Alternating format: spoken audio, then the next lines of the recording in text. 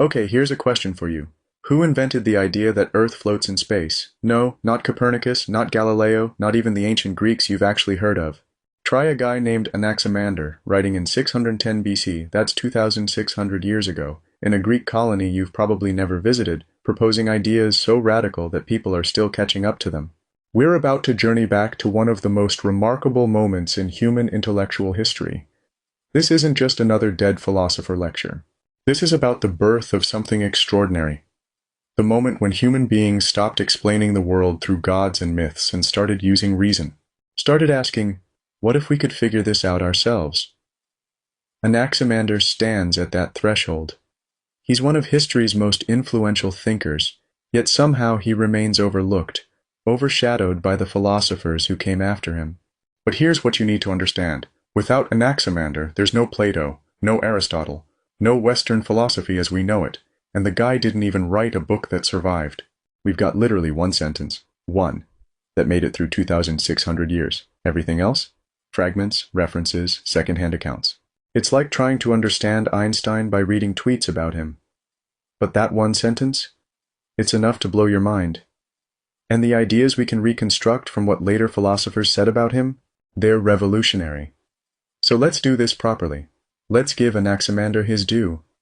Because what he accomplished in that ancient Greek colony changed everything about how we understand reality. Let's start with the basics because context matters here. Anaximander was born around 610 BC in a place called Miletus. Now, if you're thinking ancient Greek philosophy equals Athens, you're about 150 years too early and in the wrong city.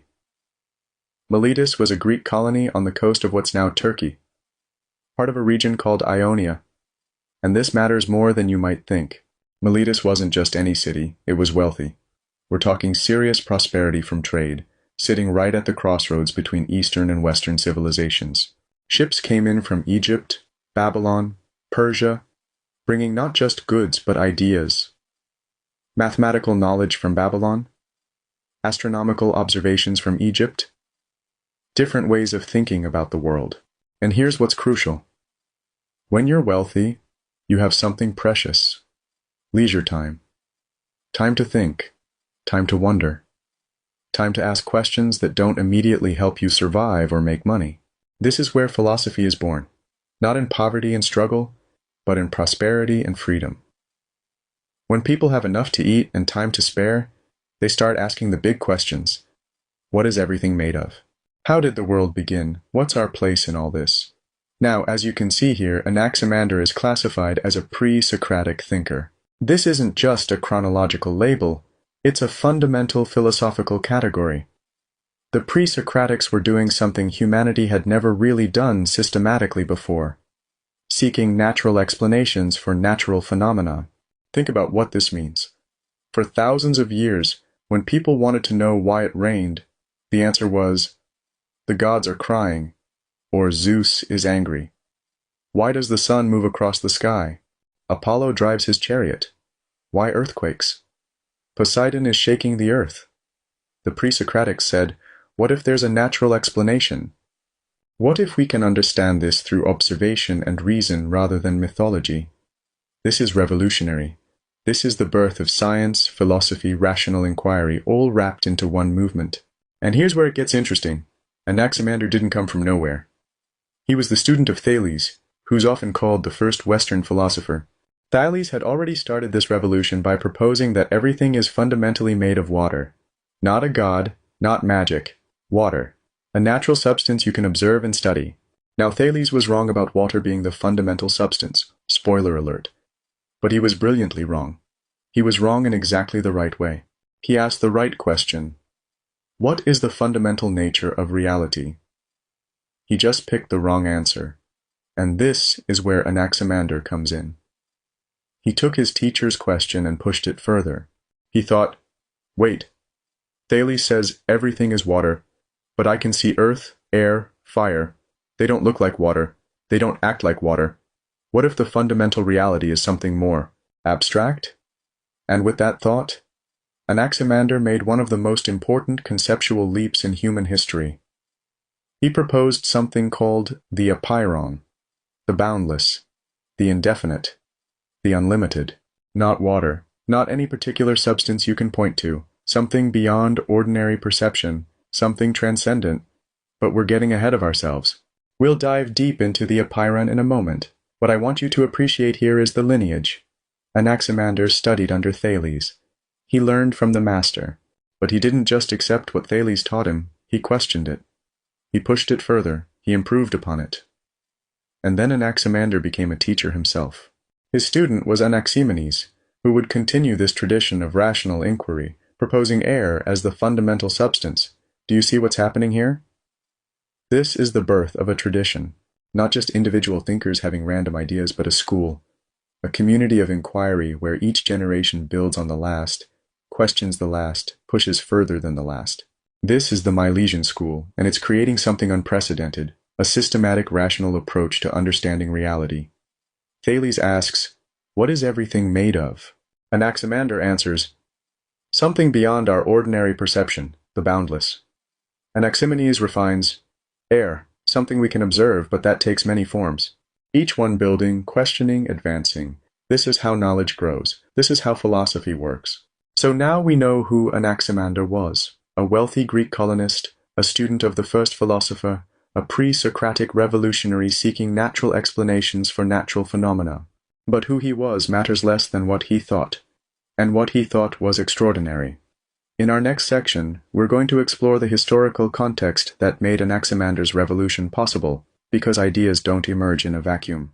They emerge from specific times, specific places, specific conditions, and Miletus in 600 BC, that was the perfect storm for philosophical genius. But before we get to his ideas, and trust me, we're going to blow your mind with the apeiron, with his cosmology, with his evolutionary biology that predates Darwin by 2,400 years, we need to understand the world that produced him. Because here's the thing about revolutionary ideas, they don't just fall from the sky. They emerge from specific historical moments when conditions are just right for someone to think the unthinkable. So let's talk about Miletus in the 6th century BC, and why this particular time and place became the birthplace of Western philosophy. Alright, picture this. It's 600 BC. You're standing on the docks of Miletus, and ships are coming in from everywhere. Egyptian vessels loaded with grain and papyrus. Babylonian traders with astronomical charts, Persian merchants with spices and stories, Greek ships from colonies scattered across the Mediterranean. And it's not just goods moving through this port, it's ideas. Mathematical techniques from Babylon, star catalogs from Egypt, religious concepts from Persia, all colliding, mixing, creating this incredible intellectual ferment. This is the world that produced Anaximander. Now I need you to understand something crucial about the relationship between economics and ideas. Philosophy doesn't typically emerge from poverty and desperation. It emerges from prosperity and leisure. Why? Because philosophy is a luxury in the most profound sense. Not a luxury like a fancy car, a luxury like time. Time to think. Time to wonder. Time to ask questions that don't immediately put food on the table. Miletus had that luxury. The city was rich, trading hub, manufacturing center, financial powerhouse. And when you're that wealthy, something remarkable happens. You get a class of people who don't have to spend every waking hour just surviving. Think about it.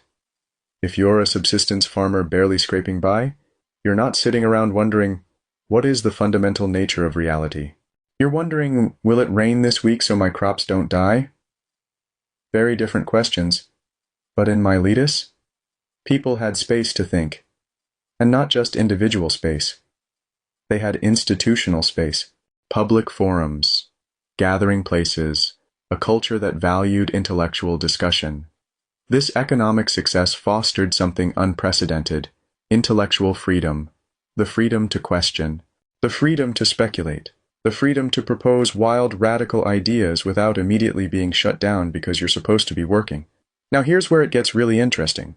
The Milesian school, Thales, Anaximander, and Anaximenes, they pioneered something that seems obvious to us now but was absolutely revolutionary then. They sought material explanations rather than mythological ones. Let me be clear about what this means.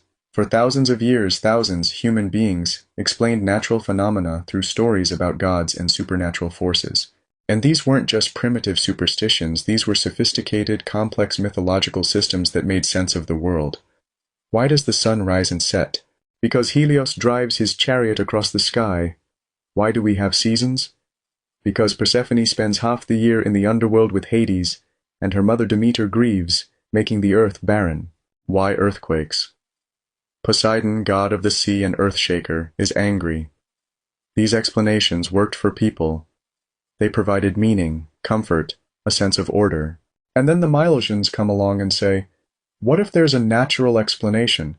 What if we can understand these phenomena through observation, reason, and logic, rather than appealing to divine intervention?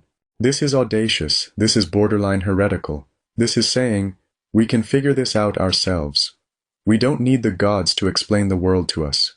Do you understand how radical this is? This is the birth of rational inquiry. This is the moment when human beings claim the right and the ability to understand nature on its own terms. As you can see here on the slide, this was an age of awakening curiosity about the natural world. But that phrase doesn't quite capture the electricity of the moment. This was a time when people were starting to realize, wait, we can systematize knowledge. We can build on what others have discovered. We can create a body of understanding that grows over time. Before this, knowledge was mostly transmitted through tradition, through stories, through religious authority. You knew things because your elders told you, because the priests said so, because that's how it had always been done.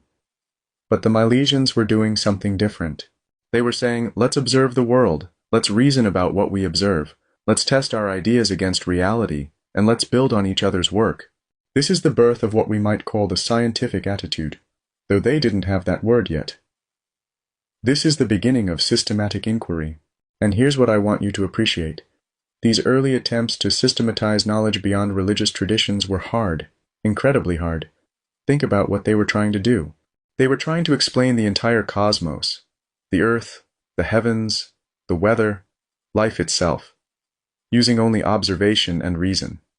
No laboratories, no telescopes, no microscopes, no mathematics beyond basic geometry, no accumulated body of scientific knowledge to draw on. They had to start from scratch. They had to invent the very methods of rational inquiry while simultaneously using those methods to understand the world. It's like trying to build an airplane while you're falling out of the sky, except worse, because at least with the airplane you know what you're trying to build. These guys didn't even know what rational explanation fully meant yet. They were inventing it as they went. And yet, and this is what's remarkable, they succeeded. Not in getting everything right. They got plenty wrong. But they succeeded in establishing a tradition of rational inquiry that continues to this day. Every time a scientist proposes a hypothesis and tests it against evidence, they're following in the footsteps of the Milesians. Every time a philosopher asks, what is the fundamental nature of reality, they're asking Thales' question. Every time we seek natural explanations for natural phenomena, we're honoring the revolution that began in Miletus 2,600 years ago. So that's the context. That's the world that produced Anaximander. A wealthy, cosmopolitan trading city, an intellectual climate that valued curiosity and questioning, a philosophical movement that dared to explain nature through reason rather than myth. Now, finally, we can talk about what Anaximander actually contributed to this revolution. And trust me, it's going to blow your mind. Okay, here we go. This is where it gets good. Look at this slide. 4 major areas of contribution: cosmology, geography, biology, metaphysics. Now, most philosophers, even great ones, make their mark in one area, maybe 2 if they're really ambitious. Anaximander revolutionized 4. Let me say that again. This one guy in one lifetime in 600 BC made groundbreaking contributions to cosmology, geography, biology, and metaphysics. That's not just impressive, that's almost incomprehensible. But here's what I want you to understand before we dive into each area. These contributions aren't isolated. They're all connected by a single powerful idea, that the world can be understood through rational principles, through observation and logical reasoning. Let's go through them one by one, and I want you to appreciate not just what he proposed, but how he thought. Anaximander developed revolutionary theories about the structure of the universe and Earth's place within it. Now, when I say revolutionary, I don't mean interesting or innovative. I mean he proposed ideas so radical that they weren't fully accepted for thousands of years. Here's his big cosmological claim. Earth floats freely in space, unsupported, held in place by being equidistant from all things. Let that sink in for a moment. In 600 BC, When everyone, and I mean everyone, believed Earth had to be resting on something solid, Anaximander says, no, it's just floating in space, not falling because there's nowhere to fall to. This is insane. This is brilliant. This is one of the most important ideas in the history of human thought. And of course, people thought he was crazy. Earth can't just float. It has to be resting on something. What's it resting on? Well, it's resting on a giant turtle. And what's the turtle standing on? Another turtle. And that turtle? Look, it's turtles all the way down, okay? Stop asking questions. But Anaximander saw the problem with this infinite regress. If Earth needs something to rest on, then that thing needs something to rest on, and so on forever. So he made this brilliant logical leap. What if Earth doesn't need to rest on anything? What if it's held in place by equilibrium? We'll dive deeper into his cosmological model in a moment, but I want you to appreciate how radical this thinking is. He's using logic to solve a problem that everyone else was solving with mythology or infinite turtles. Anaximander created the first known map of the world and pioneered cartography as a discipline. Now, this might not sound as sexy as floating Earth, but think about what a map is. A map is an abstract representation of physical reality. It's taking the three-dimensional world and representing it in two dimensions. It's selecting what information to include and what to leave out. It's creating a model of reality. This is sophisticated abstract thinking. This is saying, I can create a representation of the world that helps us understand and navigate it. And he didn't just draw a picture of what he could see. He tried to map the entire known world, all the lands that Greek traders had reached, all the seas they had sailed. He was trying to create a comprehensive picture of reality based on accumulated observations. This is systematic thinking. This is the scientific method in embryonic form. Okay, now we're getting to something that absolutely blows my mind. Anaximander proposed early evolutionary ideas about life's origins and human development. Let me be clear, Charles Darwin published On the Origin of Species in 1859. Anaximander was thinking about evolution in 600 BC, that's 2,400 years earlier. Now, he didn't have natural selection. He didn't have genetics. He didn't have the full modern theory. But here's what he did have. The insight that humans couldn't have always existed in their current form. His reasoning was beautifully simple. Human babies are helpless. They need years of care to survive. So if the first humans were born as helpless infants, they would have died. Therefore, early humans must have developed within other creatures, he thought fish-like animals, until they were mature enough to survive on their own. Do you see what he's doing here? He's using logical reasoning to deduce something about the past that he can't directly observe. He's saying, given what I know about human biology, the past must have been different from the present. This is evolutionary thinking. This is understanding that life forms change over time, and he's doing this in 600 BC. And finally, perhaps most importantly, Anaximander introduced the concept of the apeiron as the boundless, indefinite source of all things. This is his most profound contribution, and we're going to spend serious time on it in the next section. But here's the preview. Anaximander's teacher Thales said everything is fundamentally water, a specific observable substance.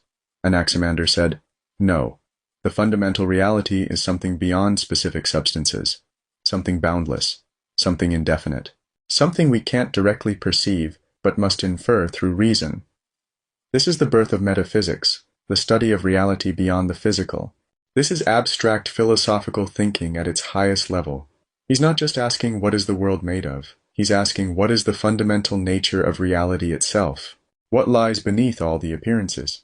And his answer, the apeiron, the boundless, is so sophisticated, so philosophically rich, that people are still writing papers about it today. The unity of his thought now. Here's what I want you to see. These four contributions aren't random.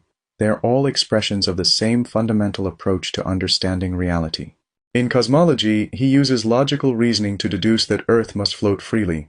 In geography, he creates abstract representations to systematize knowledge. In biology, he uses logical inference to understand the past. In metaphysics, he proposes abstract principles underlying physical reality. This is a unified philosophical vision. This is someone who has grasped that reality can be understood through reason, observation, and logical inference. Someone who isn't satisfied with surface appearances but wants to understand the deep structure of things. And he's doing all of this, all of it, in 600 BC, at the very dawn of Western philosophy. So now that we've surveyed the landscape of his contributions, let's dive deep into each one. Let's really understand what he proposed and why it matters. And we're going to start with the big one, the concept that defines his entire philosophical project. We're going to talk about the apeiron. Because once you understand the apeiron, once you really get what Anaximander was proposing, everything else falls into place. His cosmology, his geography, his biology, they all flow from this one profound insight about the fundamental nature of reality. So let's go there. Let's explore the boundless, the indefinite, the unlimited. Let's talk about the apeiron. The apeiron is one of the most important concepts in the history of philosophy, and it's also one of the most difficult to grasp. Because Anaximander is asking us to think about something that by definition we cannot directly perceive. He's asking us to use pure reason to understand the foundation of reality itself. And what he proposes is going to challenge everything you think you know about how the world works. Alright, deep breath. We're about to do some serious philosophy here. The apeiron, the boundless, the indefinite, the unlimited. This is Anaximander's answer to what philosophers call the first principle, the fundamental reality from which everything else comes. And I need to tell you right up front, this is hard. Not because the concept is poorly thought out, but because Anaximander is asking us to think about something that transcends ordinary experience. He's asking us to use pure reason to grasp something we can never directly perceive. So let's take our time with this. Let's really understand what he's proposing. Remember, Anaximander's teacher Thales had already asked the fundamental question, what is everything made of? What's the basic substance of reality? And Thales answered, water. Now, this was brilliant for its time. Thales was saying, look, forget the gods. Forget mythology. There's a natural substance that underlies everything, something we can observe and study. And if you think about it, water is a pretty good candidate. It takes multiple forms, liquid, solid ice, gaseous steam.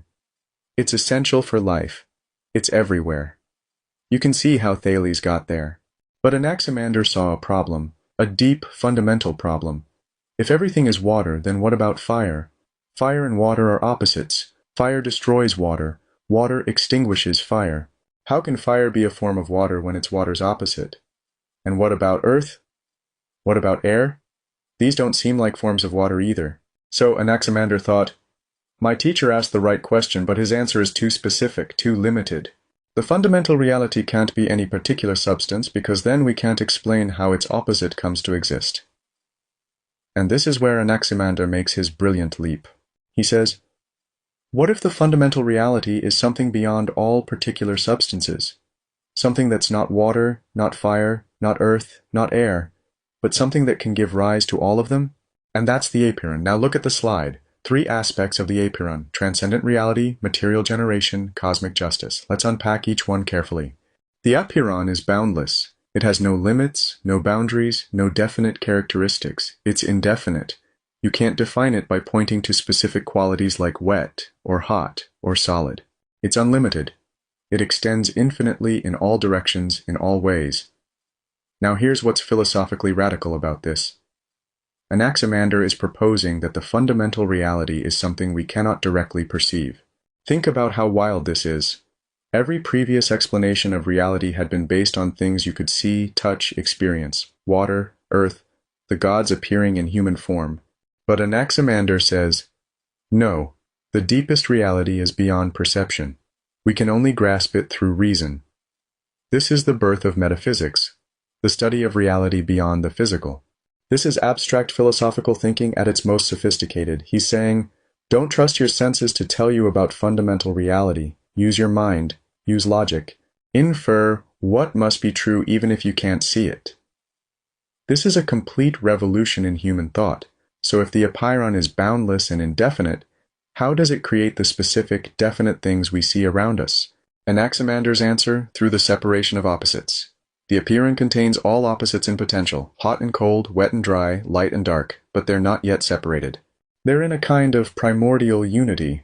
Then, through some process, and Anaximander isn't entirely clear on the mechanism, which is fair enough for 600 BC, these opposites begin to separate out from the boundless. Hot separates from cold and you get fire and ice. Wet separates from dry and you get water and earth. And these basic opposites combine in various ways to create everything we see in the world. Do you see the elegance of this? The apeiron doesn't become the world. It generates the world by allowing opposites to emerge and separate. It's like, imagine a perfectly still, infinite ocean. Then ripples begin to form. Those ripples are the opposites separating out. The ocean itself doesn't change. It remains boundless. But the ripples create all the diversity we see.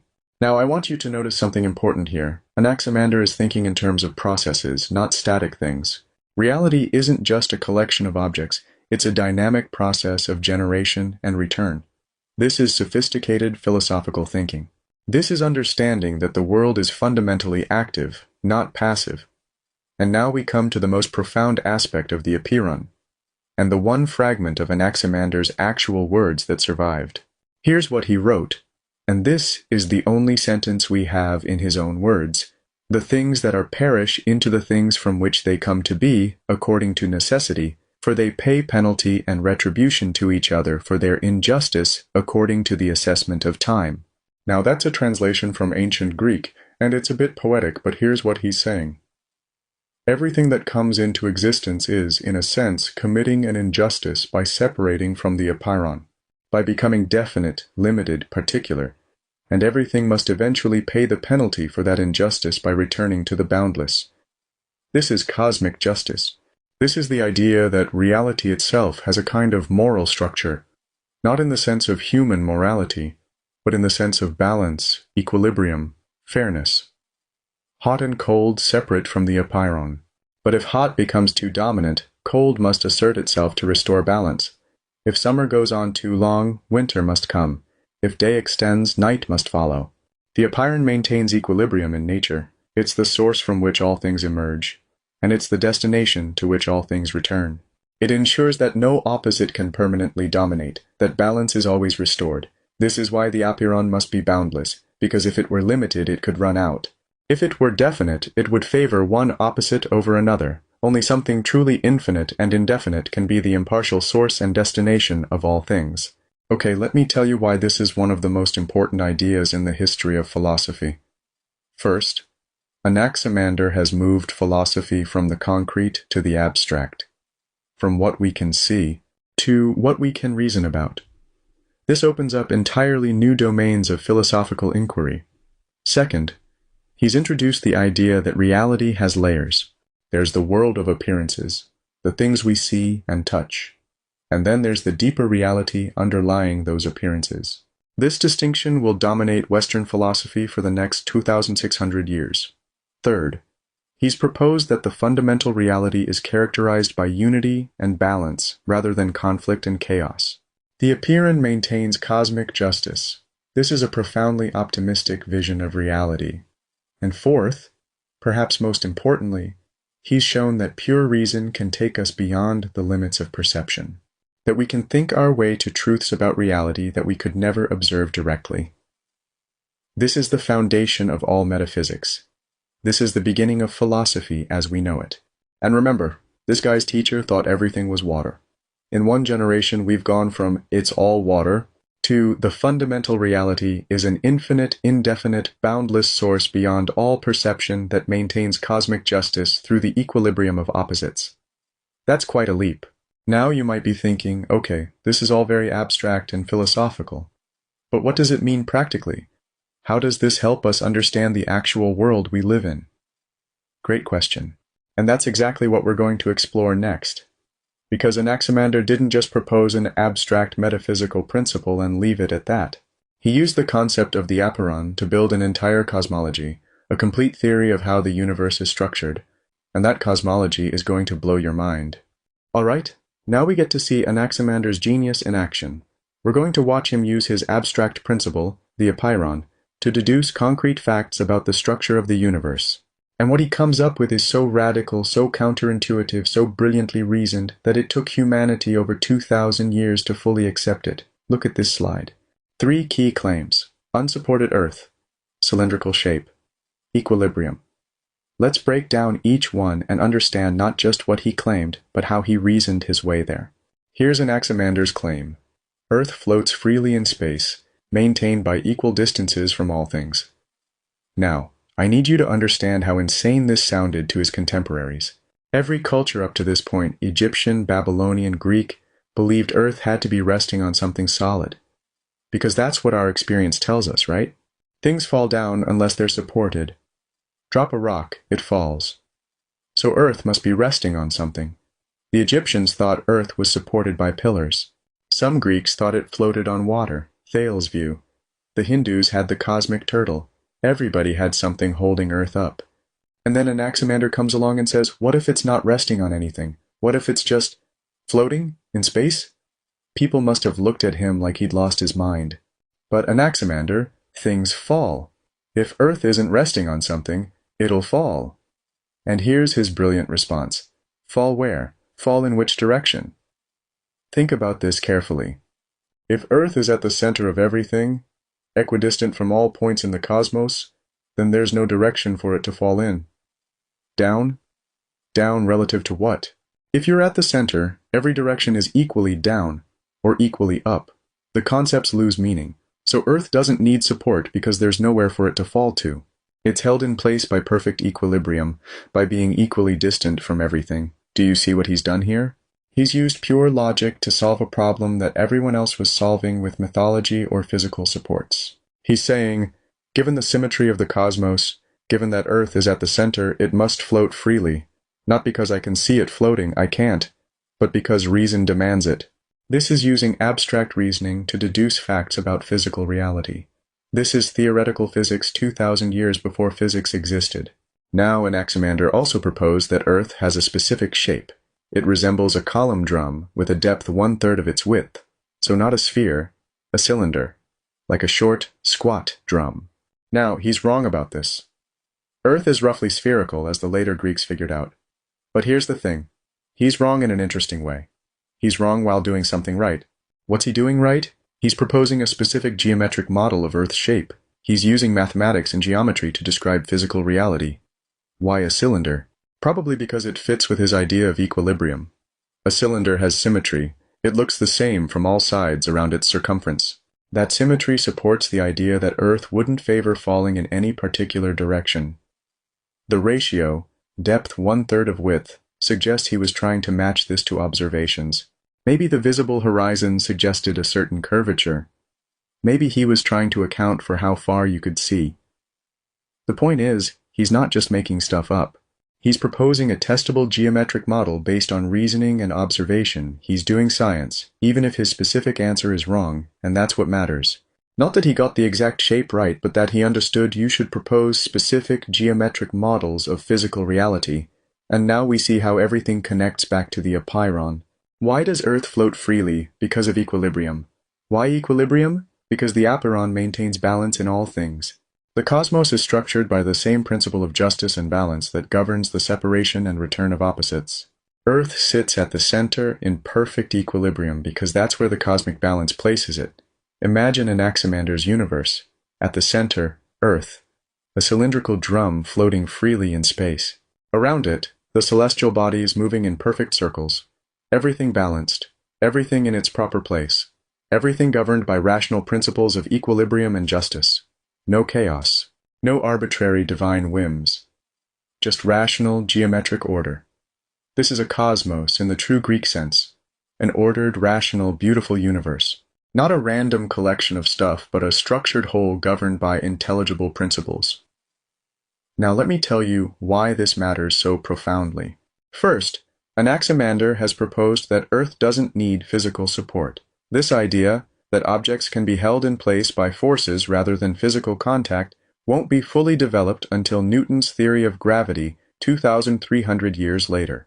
He's anticipating one of the most important ideas in physics, that invisible forces can act at a distance. Second, he's using geometric reasoning to model physical reality. This becomes the foundation of all mathematical physics. When Galileo says the book of nature is written in mathematics, he's following Anaximander's lead. Third, he's proposed a testable model. You could, in principle, verify or falsify his claims about Earth's shape and position. This is the scientific method in embryonic form. And fourth, most profoundly, he's shown that the universe is comprehensible, that human reason can grasp the structure of reality, that we're not at the mercy of incomprehensible divine forces, but living in a cosmos we can understand. This is empowering. This is saying, you, human being, with your capacity for reason, can understand how the universe works. Now, I don't want to oversell this. Anaximander got a lot wrong. Earth isn't cylindrical, it's spherical. Earth isn't at the center of the universe. It orbits the sun, which is one star among billions. The celestial bodies aren't wheels of fire encased in mist. They're planets, stars, galaxies. But here's what he got right, and this is what matters. He got right that you should use reason and observation to build models of reality. He got right that geometric and mathematical thinking can help us understand the cosmos. He got right that the universe operates according to rational principles, not arbitrary divine intervention. He got right that we should propose specific, testable theories rather than vague mythological stories. In other words, he got the method right, even when he got specific results wrong. And the method is what endures. The method is what makes science possible. The method is what allows later thinkers to correct his errors and build better models. I want you to appreciate the sheer intellectual courage this required. Anaximander is asking people to believe something that contradicts their direct experience. You feel like you're standing on solid ground. You feel like there's an absolute down. You feel like things need support or they fall. And he's saying, your feelings are misleading you. Trust reason instead. Trust logic. The universe is not how it appears to your senses. This is the birth of theoretical thinking. This is the beginning of the idea that reality has a structure that transcends immediate appearance, that we can use our minds to grasp truths that our senses cannot reveal. Every time a physicist proposes that space is curved, or that time is relative, or that particles can be in two places at once, every time we're asked to believe something counterintuitive based on theoretical reasoning, we're following in Anaximander's footsteps. He showed us that it's possible, that human reason can take us beyond the obvious, that we can think our way to truths about reality that seem impossible at first. Now, Anaximander didn't stop with Earth's position and shape.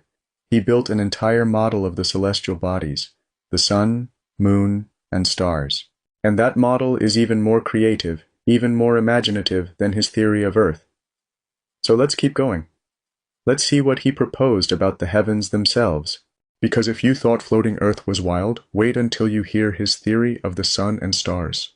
He proposes that the celestial bodies are actually wheels of fire encased in mist, with holes that let the fire shine through. And the size of these wheels?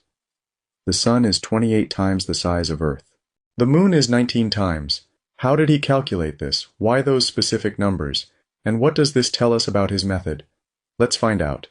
Alright, so we've got Earth floating freely in space, already pretty wild for 600 BC, but now Anaximander has to explain everything else. The sun, the moon, the stars. And what he comes up with is, well, it's creative. It's imaginative. And it reveals something fascinating about how he thinks. Look at this slide. Anaximander imagined the sun, moon, and stars as rings of fire encased in mist, with openings that allow the fire to shine through. Wheels of fire, wrapped in fog, with holes.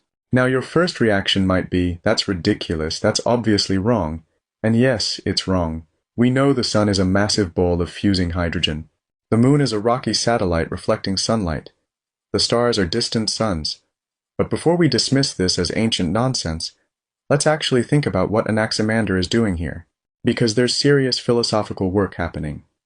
Anaximander proposes that the sun is a wheel of fire, 28 times the size of Earth. Now, first question, why a wheel? Why not just a ball of fire? Think about what Anaximander can observe. The sun moves across the sky in a regular path. Every day, same motion. Circular motion. Predictable. If the sun is moving in a circle, maybe it is a circle. Maybe what we're seeing is part of a larger circular structure, a wheel, that rotates around Earth. And the fire, well, the sun is clearly hot. It gives off heat and light. Fire is the obvious explanation for that in 600 BC. But here's the clever part. If the sun were just a ball of fire moving through the air, wouldn't it set things on fire as it passed? Wouldn't it burn out? So Anaximander proposes, the fire is contained within something, encased in mist or vapor, and we only see the fire through an opening in that casing. Do you see what he's doing? He's trying to solve real problems. He's not just making stuff up. He's proposing a mechanism that explains both what we observe, light and heat, and what we don't observe, everything catching fire. Now, why 28 times the size of Earth? That's oddly specific. Here's what's remarkable. Anaximander is trying to calculate the size of celestial bodies. He's not just saying the sun is big. He's proposing a specific ratio. How did he arrive at 28? We don't know for certain, but scholars have theories. It might be based on observations of the sun's apparent size and estimates of its distance.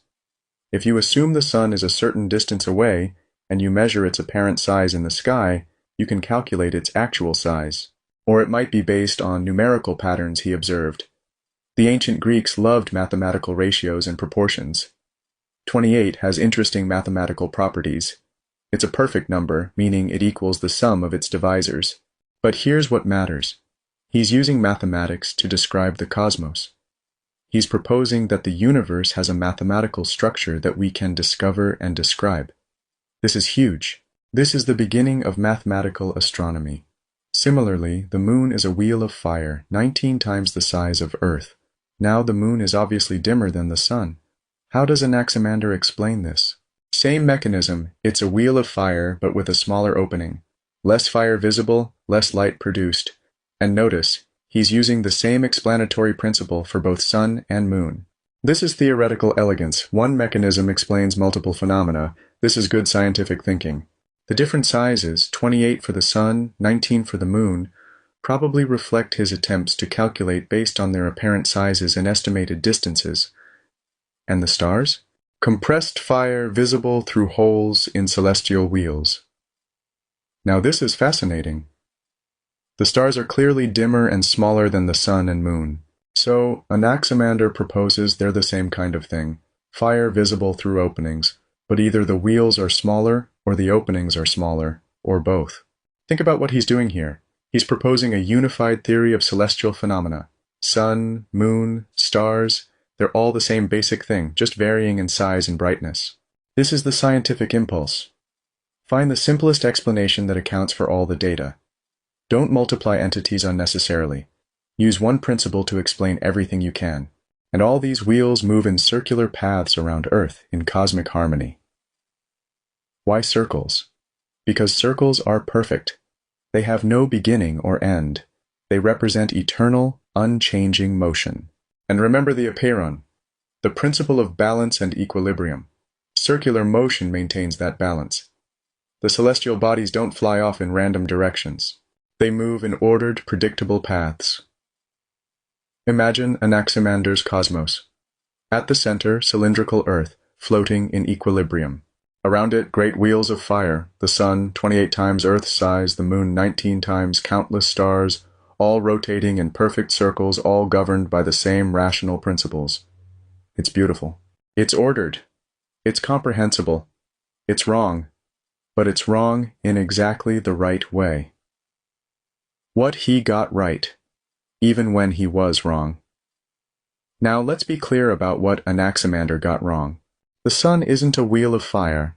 It's a sphere of fusing hydrogen. The moon isn't a wheel of fire. It's a rocky body reflecting sunlight. The stars aren't nearby wheels. They're distant suns, light years away. The celestial bodies don't orbit Earth. Earth and the other planets orbit the sun. But here's what he got right. He got right that you should try to calculate the sizes of celestial bodies, not just describe them vaguely. He got right that you should look for unified explanations. One principle explaining multiple phenomena. He got right that celestial motions are regular and predictable, governed by natural laws. He got right that you should propose specific, testable models rather than just saying the gods do it. In other words, he got the approach right, even when the specific content was wrong. And that's what makes him a pioneer. Not because he had all the answers, nobody in 600 BC could have all the answers, but because he asked the right questions and used the right methods. The imaginative leap. and I want you to appreciate the sheer imagination required here. Anaximander is trying to explain things he can never directly observe. He can't travel to the sun. He can't examine the stars up close. He has only what he can see from Earth's surface, and from that limited vantage point, he's constructing a model of the entire cosmos. That takes creativity. That takes the ability to think beyond what's immediately visible. I mean, wheels of fire encased in mist with holes. That's pretty creative. It's like cosmic Swiss cheese made of fire and fog. It's wrong, but it's interestingly wrong.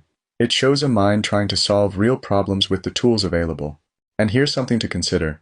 Every scientific theory is, in some sense, a creative act of imagination. Einstein imagining riding on a beam of light. Heisenberg imagining that particles don't have definite positions. Darwin imagining the tree of life. Science isn't just about collecting data, it's about imagining explanations for that data. Creating models. Building theories. Anaximander is doing that. He's showing us that the human mind can construct models of reality that go beyond immediate observation. Here's what I want you to take away from this. When we study ancient philosophy and science, we're not studying it to learn the right answers. We obviously know more about the sun and stars than Anaximander did. We study it to understand how human beings learned to think about these questions, how we developed the methods that eventually led to correct answers.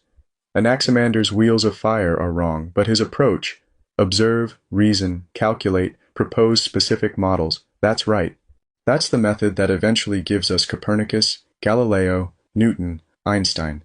Every time an astronomer calculates the size of a distant star, they're using the same basic approach Anaximander pioneered: observation plus mathematical reasoning. Every time a physicist proposes a model of something we can't directly observe, dark matter, black holes, the early universe, they're doing what Anaximander did, using reason and imagination to extend our understanding beyond the visible. Now, Anaximander's cosmology gets even more interesting. Because he doesn't just propose one universe with Earth at the center, he proposes infinite universes, infinite worlds, constantly being born and dying. And this idea, this concept of multiple worlds, is going to absolutely blow your mind. Okay? Okay? Hold on to your seats. We've talked about the apeiron, the boundless infinite source of all things. We've talked about Earth floating in space. We've talked about wheels of fire. But now, Anaximander proposes something that sounds like it came straight out of modern physics. He proposes that our universe, our entire cosmos, is just one of infinite possible worlds, multiple worlds, infinite universes, each one emerging from the apeiron, existing for a time, then returning to the boundless. In 600 BC, let me say that again. In 600 BC, Anaximander proposed what modern physicists call the multiverse, creation. Worlds constantly emerge from the boundless apeiron. Here's how it works in Anaximander's system. Remember the apeiron, infinite, boundless, containing all opposites in potential. From this boundless source, worlds constantly emerge. Not just our world, worlds, plural, infinite worlds. How? Through the same process that created our world, the separation of opposites. The apeiron is in constant motion. It's not static. And in different regions of this infinite boundless reality, opposites begin to separate. Hot from cold, wet from dry, light from dark. Each separation creates the conditions for a world to form, a cosmos, a structured reality. And this is happening constantly. Not just once at the beginning of time, but eternally. Always new worlds emerging from the apeiron. Do you see how radical this is? Most ancient cosmologies had one creation event. The gods made the world, and that's it. One world, one creation. But Anaximander says, no, creation is ongoing. The apeiron is constantly generating new worlds, infinite worlds, forever. Now, each of these worlds, once created, operates according to natural laws. The same kinds of principles we see in our world: equilibrium, balance, the interplay of opposites. Each world has its own structure, its own arrangement of elements, its own celestial bodies, its own duration. And here's what's important. These worlds aren't arbitrary or chaotic. They're ordered. They're governed by rational principles. Even though there are infinite worlds, each one is a cosmos, an ordered, intelligible reality. This is crucial. Anaximander isn't saying anything goes or chaos reigns. He's saying there are infinite ordered realities, each governed by natural law. This preserves the rationality of the universe while acknowledging its infinite creative potential. But, and this is key, no world lasts forever. Remember that fragment we discussed earlier? Things perish into the things from which they come to be. They pay penalty and retribution for their injustice. Each world, by separating from the apeiron, commits an injustice. It becomes definite, limited, particular. When the fundamental reality is infinite and boundless, and eventually that injustice must be corrected, the world must return to the apeiron. How does this happen? The opposites that separated to create the world gradually lose their separation. Hot and cold, wet and dry, they begin to merge back together. The structure breaks down. The cosmos dissolves, and the world returns to the boundless source from which it came. This is cosmic justice on the grandest scale imaginable. Not just individual things being born and dying, entire universes being born and dying. The apeiron gives birth to worlds, and the apeiron reclaims them. The cycle is eternal. And here's where it gets truly mind-blowing. When a world returns to the apeiron, that's not the end. The apeiron continues its eternal motion, and new worlds emerge. The cycle never stops. Creation, existence, destruction, rebirth, forever. Infinite worlds, emerging and dissolving, in an eternal cosmic dance. Do you understand what this means? Our universe, everything we can see, everything we know, is just one moment in an infinite process. One world among infinite worlds. One cosmic cycle among infinite cycles. We are not the center of everything. We are not the only reality. We are one expression of the infinite creative power of the apeiron. This is humbling. This is awe-inspiring. This is philosophy at its most profound. Now I need to tell you something that's going to sound crazy. Modern physics, cutting-edge, 21st century theoretical physics, has arrived at something remarkably similar to Anaximander's multiple worlds theory. In quantum mechanics, there's an interpretation called the many worlds interpretation. It proposes that every quantum event causes the universe to split into multiple versions, each representing a different possible outcome. In cosmology, there are theories of eternal inflation that propose our universe is just one bubble in an infinite foam of universes, each with potentially different physical laws. String theory suggests there might be 10,500 possible universes, each with different configurations of fundamental constants. Now, I'm not saying Anaximander somehow knew modern physics. He didn't. He couldn't have. But what I'm saying is this. When you think deeply about the nature of reality, when you follow reason wherever it leads, you sometimes arrive at similar conclusions across vast stretches of time. Anaximander, using pure philosophical reasoning, arrived at the idea that our universe might not be unique, that reality might be far vaster than what we can observe. And 2,600 years later, physicists using mathematics and observation are proposing similar ideas. That's the power of philosophical thinking. That's what happens when you take reason seriously and follow it to its conclusions. The philosophical implications. Now, let's think about what this multiple worlds theory means philosophically. First, it radically decenters humanity. We're not the center of the universe. We're not even in the only universe. We're one species, on one planet, in one world, among infinite worlds. This is humbling. This puts our concerns in perspective. Second, it suggests that reality is far more creative, far more abundant than we might have imagined. The apeiron doesn't create once and stop. It creates endlessly, infinitely. This is an optimistic vision. Reality is characterized by infinite creative potential. Third, it implies that existence is temporary, but renewal is eternal. Our world will end, but the creative process continues.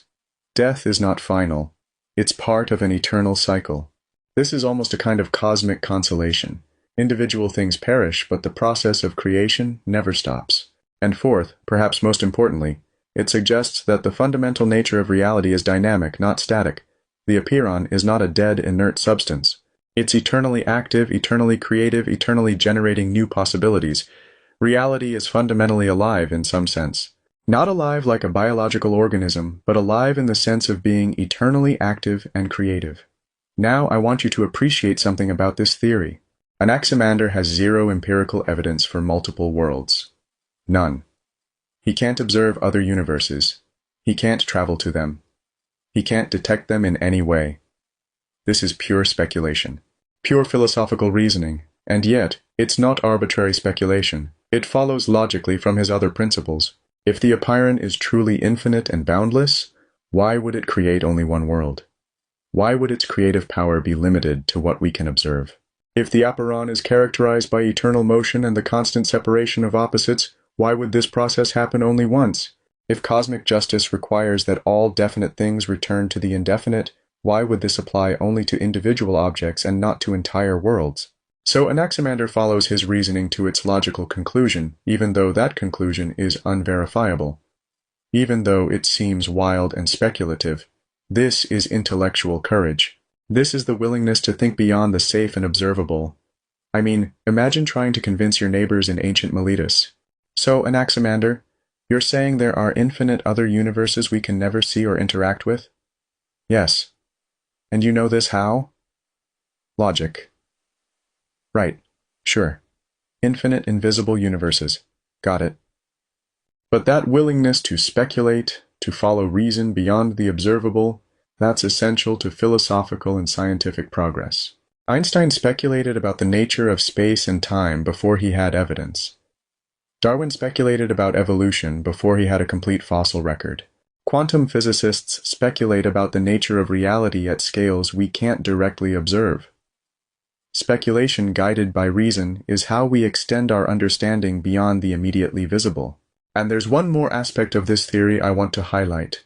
The idea of eternal cycles, creation, destruction, rebirth, appears in many philosophical and religious traditions.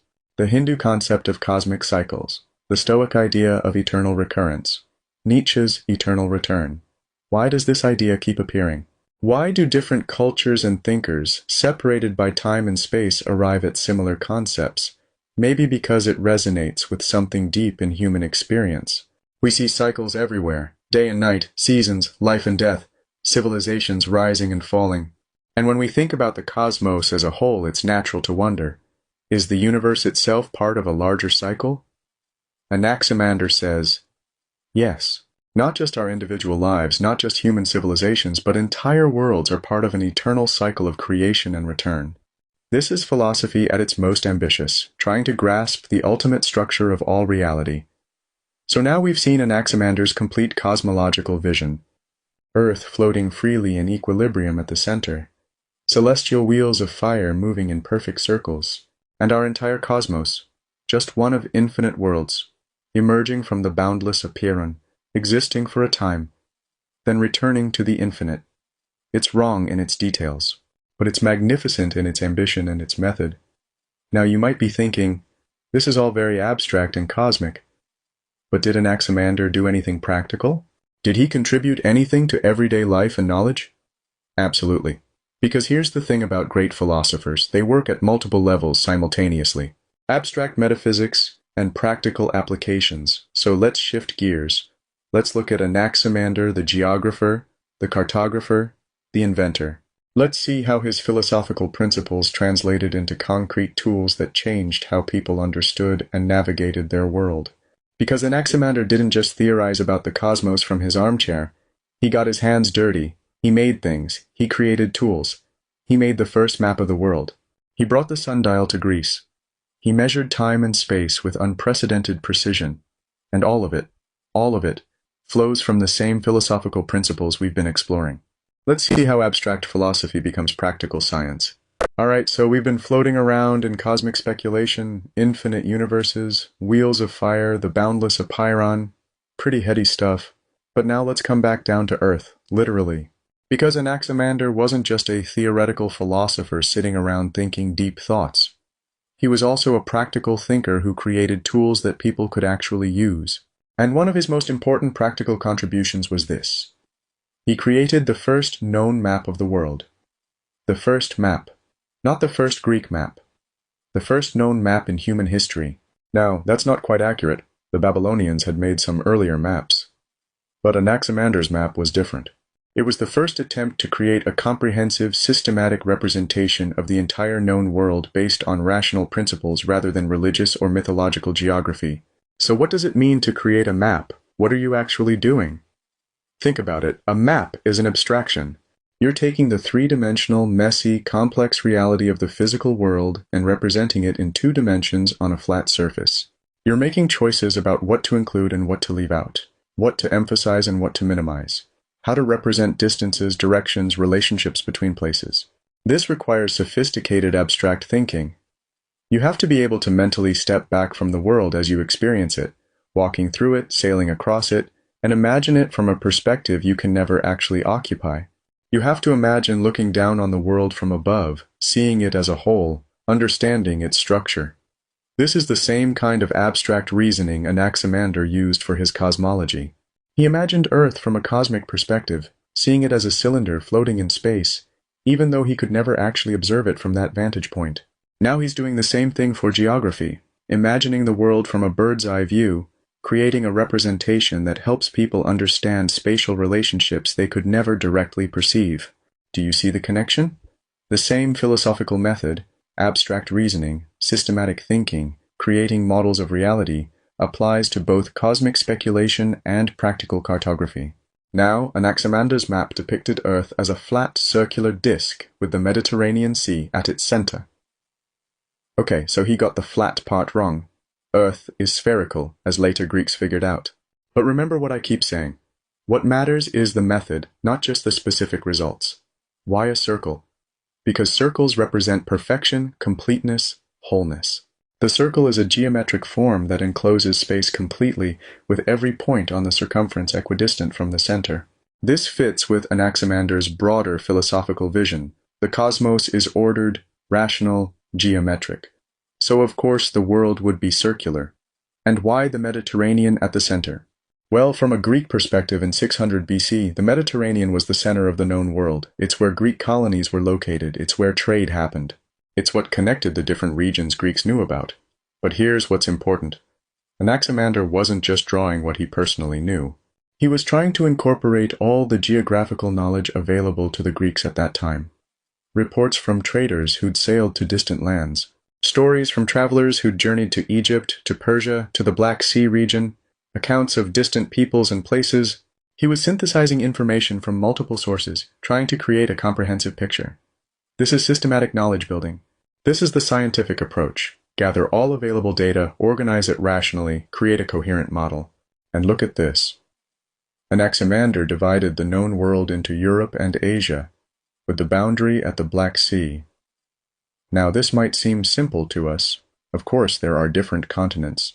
But Anaximander was one of the first to think about the world in terms of large-scale geographical divisions. He's not just listing cities or regions. He's thinking about the structure of the world, how it's organized, what the major divisions are. This is geographical theory, not just geographical description. And notice, once again, the impulse toward systematization, toward organization, toward finding rational principles that structure reality. The cosmos is organized into concentric wheels of fire. The world is organized into continental divisions. Everything has structure. Everything has order. Everything can be understood and represented systematically. Now here's what makes Anaximander's map truly revolutionary. Before this, geography was largely mythological. Maps, to the extent they existed, showed the world as the gods had arranged it. Sacred places were at the center. Mythical lands and creatures were included. But Anaximander's map is based on observation and reason. He includes places that traders have actually visited. He represents distances based on travel reports. He organizes the world according to rational principles of spatial relationship. This is the same revolution we saw in his cosmology and metaphysics. Instead of explaining the world through mythology, the gods put the lands here. He's explaining it through natural observation and rational organization. Instead of putting sacred or mythical places at the center, he puts the Mediterranean, the actual hub of Greek trade and travel. This is secular geography.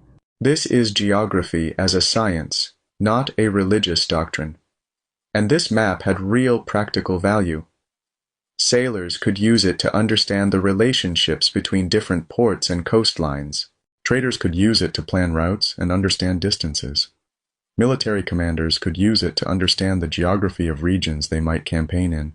This is philosophy serving practical human needs. This is abstract thinking producing concrete tools that make life better. And that's important to understand about ancient philosophy. It wasn't just idle speculation. It was often deeply connected to practical concerns, to improving human life, to giving people tools for navigating their world. But I want you to think about something deeper here. A map is a model of reality. It's not reality itself. It's a representation, an abstraction, a tool for understanding reality. And here's the key insight. The map is useful because it's not identical to reality, because it simplifies, organizes, structures. This is true of all scientific models. They're not meant to be perfect copies of reality. They're meant to be useful tools for understanding and predicting reality. Newton's laws aren't true. In some absolute sense, Einstein showed they break down at high speeds, but they're incredibly useful for most purposes. The periodic table is a model, an organization of elements. Reality doesn't come pre-organized that way. But it's an incredibly useful model, and Anaximander understood this. He understood that you can create representations of reality that are useful even if they're not perfect copies. His map was wrong about Earth being flat, but it was useful for understanding the relationships between different regions of the known world. His cosmology was wrong about wheels of fire, but it was useful for thinking systematically about celestial motions. This is a sophisticated epistemological insight. The understanding that knowledge is about creating useful models, not perfect mirrors of reality. And Anaximander is demonstrating this insight through his practical work, not just his theoretical philosophy. Now, creating a map requires something else. A way to measure space and time accurately. A way to determine directions, track the sun's movement, mark the seasons. And Anaximander had a tool for that too. A tool he brought to Greece from Babylon, and which revolutionized Greek science. Let's talk about the gnomon. Okay, so what's a gnomon? It's a stick. A vertical rod, you stick it in the ground and it casts a shadow. That's it. A stick casting a shadow. And with this simple device, this stick in the ground, Anaximander revolutionized Greek science. Now, Anaximander didn't invent the gnomon. The Babylonians had been using sundials for centuries. They had sophisticated astronomical knowledge, detailed star catalogs, mathematical techniques for tracking celestial movements. But Anaximander brought this technology to Greece. He introduced the Greeks to the gnomon and showed them what it could do. And this is important to understand about ancient science. It was often international. Knowledge flowed between cultures. Egyptian mathematics influenced Greek geometry. Babylonian astronomy influenced Greek cosmology. Persian philosophy influenced Greek thought. Miletus, remember, was at the crossroads of civilizations. Ships came in from everywhere, bringing not just goods but ideas. Mathematical techniques, astronomical observations, technological innovations. And Anaximander, curious, systematic, always looking for better tools, saw the Babylonian gnomon and thought, we need this in Greece. This can help us understand the cosmos. So he brought it back. He introduced it. He showed the Greeks how to use it, and it changed everything. So how does a gnomon work? You place a vertical rod in the ground. As the sun moves across the sky, the shadow cast by the rod moves too. And by marking where the shadow falls at different times, you can track the passage of time. In the morning, when the sun is in the east, the shadow points west and is long. At noon, when the sun is directly overhead, or as close as it gets at your latitude, the shadow is shortest. In the afternoon, as the sun moves west, the shadow points east and lengthens again. This is precise timekeeping. Not just morning, noon, evening, but specific hours that you can mark and measure. Before this, Greeks had rough ways of telling time. Water clocks, the position of stars. But the gnomon gave them a simple, accurate, reliable way to track the sun's daily movement and divide the day into measurable units. This is crucial for organizing social life, for coordinating activities, for creating schedules. I mean, try running a civilization without accurate timekeeping. When should we meet? Oh, sometime when the sun is kind of high-ish. Great. Super helpful. The gnomon made precise time measurement accessible to everyone. You didn't need expensive equipment or specialized knowledge. Just a stick and the sun. But the gnomon does something even more important than daily timekeeping. It tracks the seasons. Here's what happens. The sun's path across the sky changes throughout the year. In summer, the sun rises farther north, climbs higher in the sky, sets farther north. Days are longer. The noon shadow is shorter. In winter, the sun rises farther south, stays lower in the sky, sets farther south. Days are shorter. The noon shadow is longer. And by tracking the length of the noon shadow day by day, you can identify the exact moments when the sun reaches its extremes, the summer and winter solstices, and when it crosses the midpoint, the spring and autumn equinoxes. This is astronomical observation. This is systematic tracking of celestial phenomena, and it's not just interesting, it's useful. Knowing the solstices and equinoxes means you can create a calendar. You can predict the seasons. You can know when to plant crops, when to expect harvest, when winter is coming. Anaximander used the gnomon to create the first Greek calendar based on astronomical observation rather than just tradition or rough seasonal markers. This is science serving agriculture, serving society, serving human flourishing, but the gnomon enables even more sophisticated work. By carefully measuring shadow lengths at different times of year, you can calculate the angle of the sun's path across the sky. And from that, you can determine your latitude, how far north or south you are on Earth's surface. Here's how. The angle of the sun at noon varies with latitude. If you're at the equator, the sun passes directly overhead twice a year. If you're farther north, it never quite reaches directly overhead. By measuring the maximum height the sun reaches, which you can calculate from the minimum shadow length, you can determine your latitude. This is mathematical astronomy. This is using geometry to understand your position on Earth. And it's not just theoretical, it's practical. Sailors could use this to navigate. Geographers could use this to map the world more accurately. Astronomers could use this to understand Earth's relationship to the celestial sphere. Remember Anaximander's map? The gnomon helped make that map more accurate. By determining the latitudes of different cities, he could represent their positions more precisely. Everything connects. The practical tools support the theoretical work. The theoretical understanding guides the practical applications. The gnomon as bridge between theory and practice. Now I want you to step back and think about what the gnomon represents in Anaximander's broader philosophical project. The gnomon is a tool that bridges the gap between abstract theory and concrete observation. Anaximander has this grand cosmological theory. Earth floating in space, celestial wheels of fire, the apeiron generating infinite worlds. But he's not content with pure speculation. He wants to test his ideas. He wants to measure the cosmos. He wants to gather data. And the gnomon gives him that ability. By tracking the sun's movement precisely, he can test his theories about celestial motions. By measuring shadow lengths at different locations, he can gather data about Earth's shape and size. By creating a calendar based on astronomical observations, he can demonstrate that the cosmos operates according to regular, predictable laws. This is the scientific method in embryonic form. Theory guides observation. Observation tests and refines theory. Tools enable both. And Anaximander understood this. He understood that philosophy needs instruments. That abstract reasoning needs to be grounded in careful observation. That speculation needs to be disciplined by measurement. And the gnomon had profound cultural effects beyond just science. It changed how Greeks thought about time. Time became something measurable, divisible, precise, not just a vague flow of moments. It changed how they thought about space. Latitude and longitude became meaningful concepts. Geography became mathematical. It changed how they thought about the cosmos. The regular, predictable movements of celestial bodies became observable facts, not just theoretical claims. Imagine being a Greek in the generation after Anaximander introduced the gnomon. Suddenly, there's this device in the town square, a vertical rod casting a shadow, and every day people can watch the shadow move, marking the hours. They can see the seasons change as the shadow lengthens and shortens. The cosmos becomes visible. The abstract becomes concrete. The theoretical becomes practical. This is philosophy transforming culture. This is abstract thinking, producing tools that change how people live their daily lives. And it all flows from Anaximander's fundamental philosophical commitment that the world is rational, ordered, comprehensible, and that we can understand it through observation and reason. But I want to suggest something more.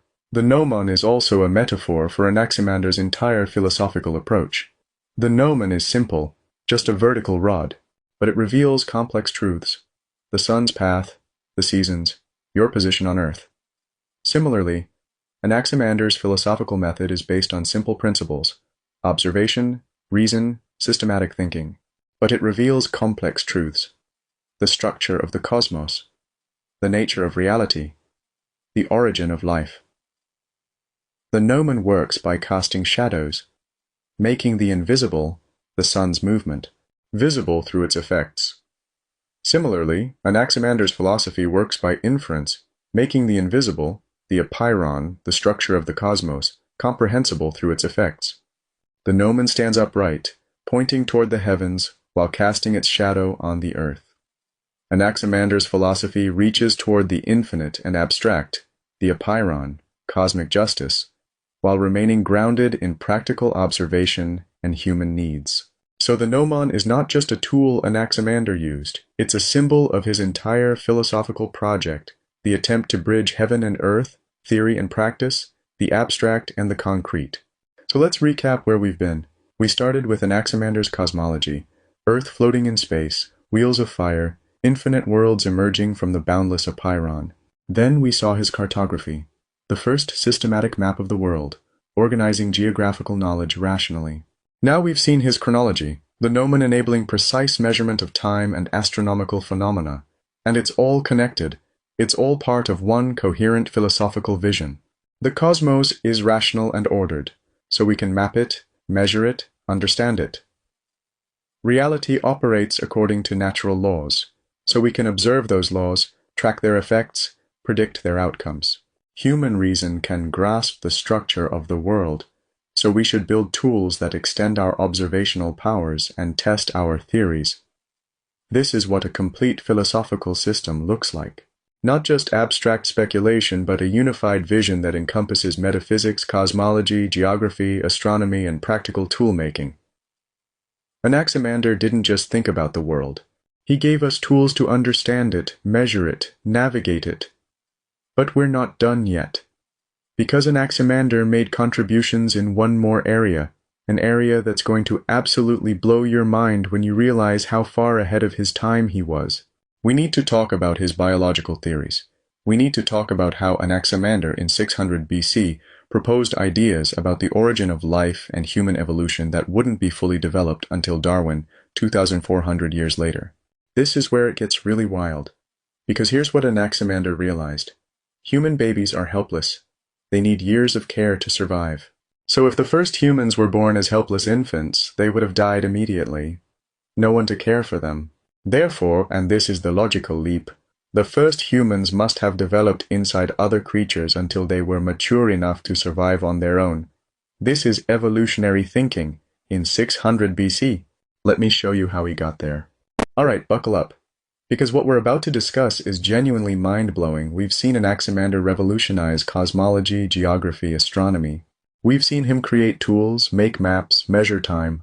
But now, we're going to see him tackle one of the most profound questions humans have ever asked. Where did we come from? And his answer in 600 BC, anticipates evolutionary theory by 2,400 years. Let me say that again. 2,400 years before Darwin, Anaximander proposed that humans evolved from other life forms. Now, he didn't have natural selection, he didn't have genetics, he didn't have fossils or comparative anatomy or any of the evidence Darwin would use. But he had something powerful: logic, pure reasoning. The ability to think through a problem and follow it to its conclusion. And that reasoning led him to one of the most important insights in the history of biology. Here's how Anaximander's reasoning went. Observe human infants. What do you notice? They're completely helpless. Can't feed themselves, can't walk, can't protect themselves from predators, can't survive even a day without intensive care. Human babies need years, literally years, of constant attention and care before they can survive independently. This is unusual in the animal kingdom. Most animals can walk within hours or days of birth. Many can find food relatively quickly. But humans? We're helpless for an extraordinarily long time. Now here's Anaximander's brilliant logical move. If humans have always existed in our current form, and if the first humans were born as helpless infants, then who took care of them? There were no parents yet, there were no adults to provide care. The first human babies would have been born into a world with no one to feed them, protect them, raise them. They would have died immediately. Therefore, and this is the key inference, humans could not have always existed in their current form. We must have developed differently. We must have originated in some other way. And Anaximander proposes, early humans must have developed within other creatures until they were mature enough to survive on their own. So where did life begin? Anaximander proposes, in water. Specifically, in warm, shallow seas. Now why water?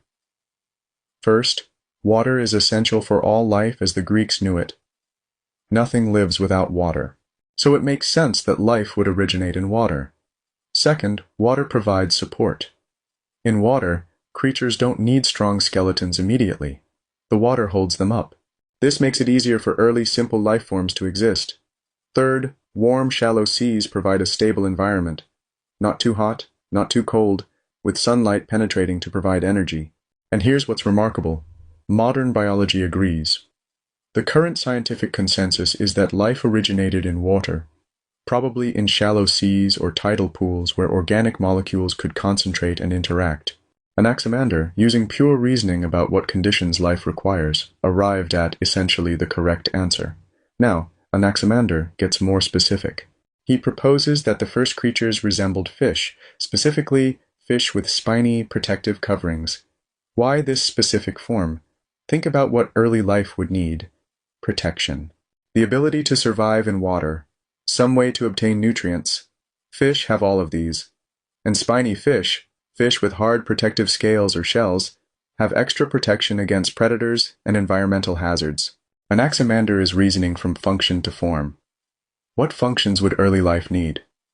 Protection, nutrition, mobility in water. What form provides those functions? Something fish-like with protective coverings. Now, he's wrong about the specific details. The first life forms were single-celled organisms, not fish. But he's right about the general principle. Life started simple, in water, with basic protective structures. And he's right about something even more important. Life forms are adapted to their environments. They have features that help them survive in specific conditions. This is proto-evolutionary thinking. This is understanding that form follows function, that organisms are shaped by the demands of survival. But here's where it gets really interesting. Anaximander doesn't just say life originated in water and stayed there. He proposes that creatures changed over time to survive in different environments. Specifically, some aquatic creatures gradually adapted to survive on land. This is the concept of adaptation. This is the idea that organisms change in response to environmental pressures. This is evolutionary thinking. Now, Anaximander doesn't have the mechanism. He doesn't know about natural selection, about genetic variation, about inheritance of traits. But he has the core insight. Life forms are not fixed and unchanging. They transform over time. They adapt to new environments. How did he get here? Probably through observation and logic. Observation. There are creatures that live in water, fish, and creatures that live on land. Mammals, reptiles, birds. They're different, but they share some basic features. They eat, they move, they reproduce. Logic. If life originated in water, but there are now land creatures, then some water creatures must have transitioned to land. Question. How? Answer. They must have gradually changed, adapted, developed features that allowed them to survive out of water. This is brilliant reasoning. This is using observation and logic to reconstruct a past you can never directly observe. This is exactly what Darwin would do 2,400 years later. Observe the diversity of life, reason about how it could have arisen, propose a mechanism of change over time. And now we come to the most radical part of Anaximander's theory. Humans developed from fish-like ancestors. In 600 BC, Anaximander is proposing that humans share ancestry with fish, that we are not a separate, special creation, but part of the same natural process that produced all life, that we evolved from earlier, simpler forms. Here's how he envisions it. early fish-like creatures in the primordial seas. Some of them develop the ability to survive on land. Maybe they develop lungs or limbs or protective skin. Among these land-adapted creatures, some develop further, becoming more complex, more capable, and eventually, through this process of gradual change and adaptation, humans emerge. But, and this is the key insight we discussed earlier, the first humans couldn't have been born as helpless infants. So Anaximander proposes they developed inside these fish-like ancestors, protected and nourished, until they were mature enough to survive independently. Now, the specific mechanism is wrong. We didn't gestate inside fish, but the general principle is right. Humans evolved from earlier life forms. We share common ancestry with other animals. We are part of the same evolutionary tree. This is one of the most important ideas in the history of biology, and Anaximander proposed it in 600 BC. Now let's step back and appreciate the method Anaximander is using here. He starts with an observation. Human babies are helpless. He identifies a logical problem. If humans always existed this way, the first babies would have died. He draws a conclusion. Therefore, humans must have originated differently. He looks for a mechanism, development within other creatures until maturity. He builds a broader theory. Life originated in water, adapted to land, gradually changed over time. This is rigorous logical reasoning. This is the scientific method. Observe a phenomenon, identify a problem or question, propose a hypothesis, build a broader explanatory framework. And he's doing this without any of the tools we take for granted. No fossils to examine. Paleontology doesn't exist yet. No comparative anatomy. Biology as a systematic discipline doesn't exist yet. No genetics. The concept of heredity is barely understood. Just observation, reason, and the courage to follow logic wherever it leads. Now, why does this matter so profoundly? First, Anaximander has naturalized human origins. We're not special creations of the gods. We're part of the natural world, subject to the same processes as other life forms. This is radical. This is saying humans are continuous with nature, not separate from it. Second, he's proposed that the past was different from the present, that life forms change over time, that the world has a history of transformation. This is the beginning of historical thinking in biology, the understanding that to explain the present, you need to understand the past. Third, he's shown that you can use reason to reconstruct events you can never directly observe. You can infer the past from the present. You can build theories about origins. This is crucial for all historical sciences: geology, cosmology, evolutionary biology. They all depend on this insight. And fourth, perhaps most importantly, he's demonstrated that humans are part of the rational order of nature. We're not exceptions to natural law. We're not outside the cosmos looking in. We're part of it. Products of the same processes that produced everything else. This is both humbling and empowering. Humbling because we're not special. Empowering because it means we can understand ourselves through the same methods we use to understand everything else. Now let's be clear about what Anaximander got wrong. He didn't understand the mechanism of evolution, natural selection, genetic variation, inheritance. He didn't have the timescale right. Evolution takes millions of years, not generations. He didn't understand the complexity of the evolutionary tree, the branching, the extinctions, the radiations. His specific proposal, humans gestating inside fish, is wrong. But here's what he got right. Life originated in water, correct. Life forms change over time, correct. Humans evolved from earlier, simpler forms, correct. Organisms are adapted to their environments, correct. You can use reason to understand origins, correct. In other words, he got the fundamental insights right, even if he lacked the detailed mechanisms. And that's what makes him a pioneer, not because he had all the answers, but because he asked the right questions and pointed in the right direction. Now, Anaximander didn't stop with cosmology, geography, and biology. He also tackled meteorology, the explanation of weather phenomena, and once again we're going to see him doing the same thing, rejecting mythological explanations in favor of natural ones. Using observation and reason to understand the world, let's see how he explained wind, rain, thunder, and lightning. Alright, so imagine you're an ancient Greek. You want to know why it rains. You go to the traditional authorities, the priests, the poets, the keepers of mythology, and they tell you, rain is the tears of the gods. When Zeus mourns, the sky weeps. Or, rain is a gift from the gods, blessing the earth with fertility. Beautiful, poetic, meaningful, and completely unverifiable. Now you go to Anaximander, you ask him, why does it rain? And he says, water evaporates from the sea, rises into the air, cools, condenses, and falls back to earth. No gods, no divine tears, no supernatural intervention, just natural processes. Observable phenomena, mechanical explanations. This is the meteorological revolution. Look at this table on the slide. It shows the contrast between mythological explanations and Anaximander's natural explanations for 4 phenomena: wind, rain, thunder, and lightning. Let's go through each one and understand not just what Anaximander proposed, but why his approach was revolutionary. Mythological explanation. Wind is the breath of the gods.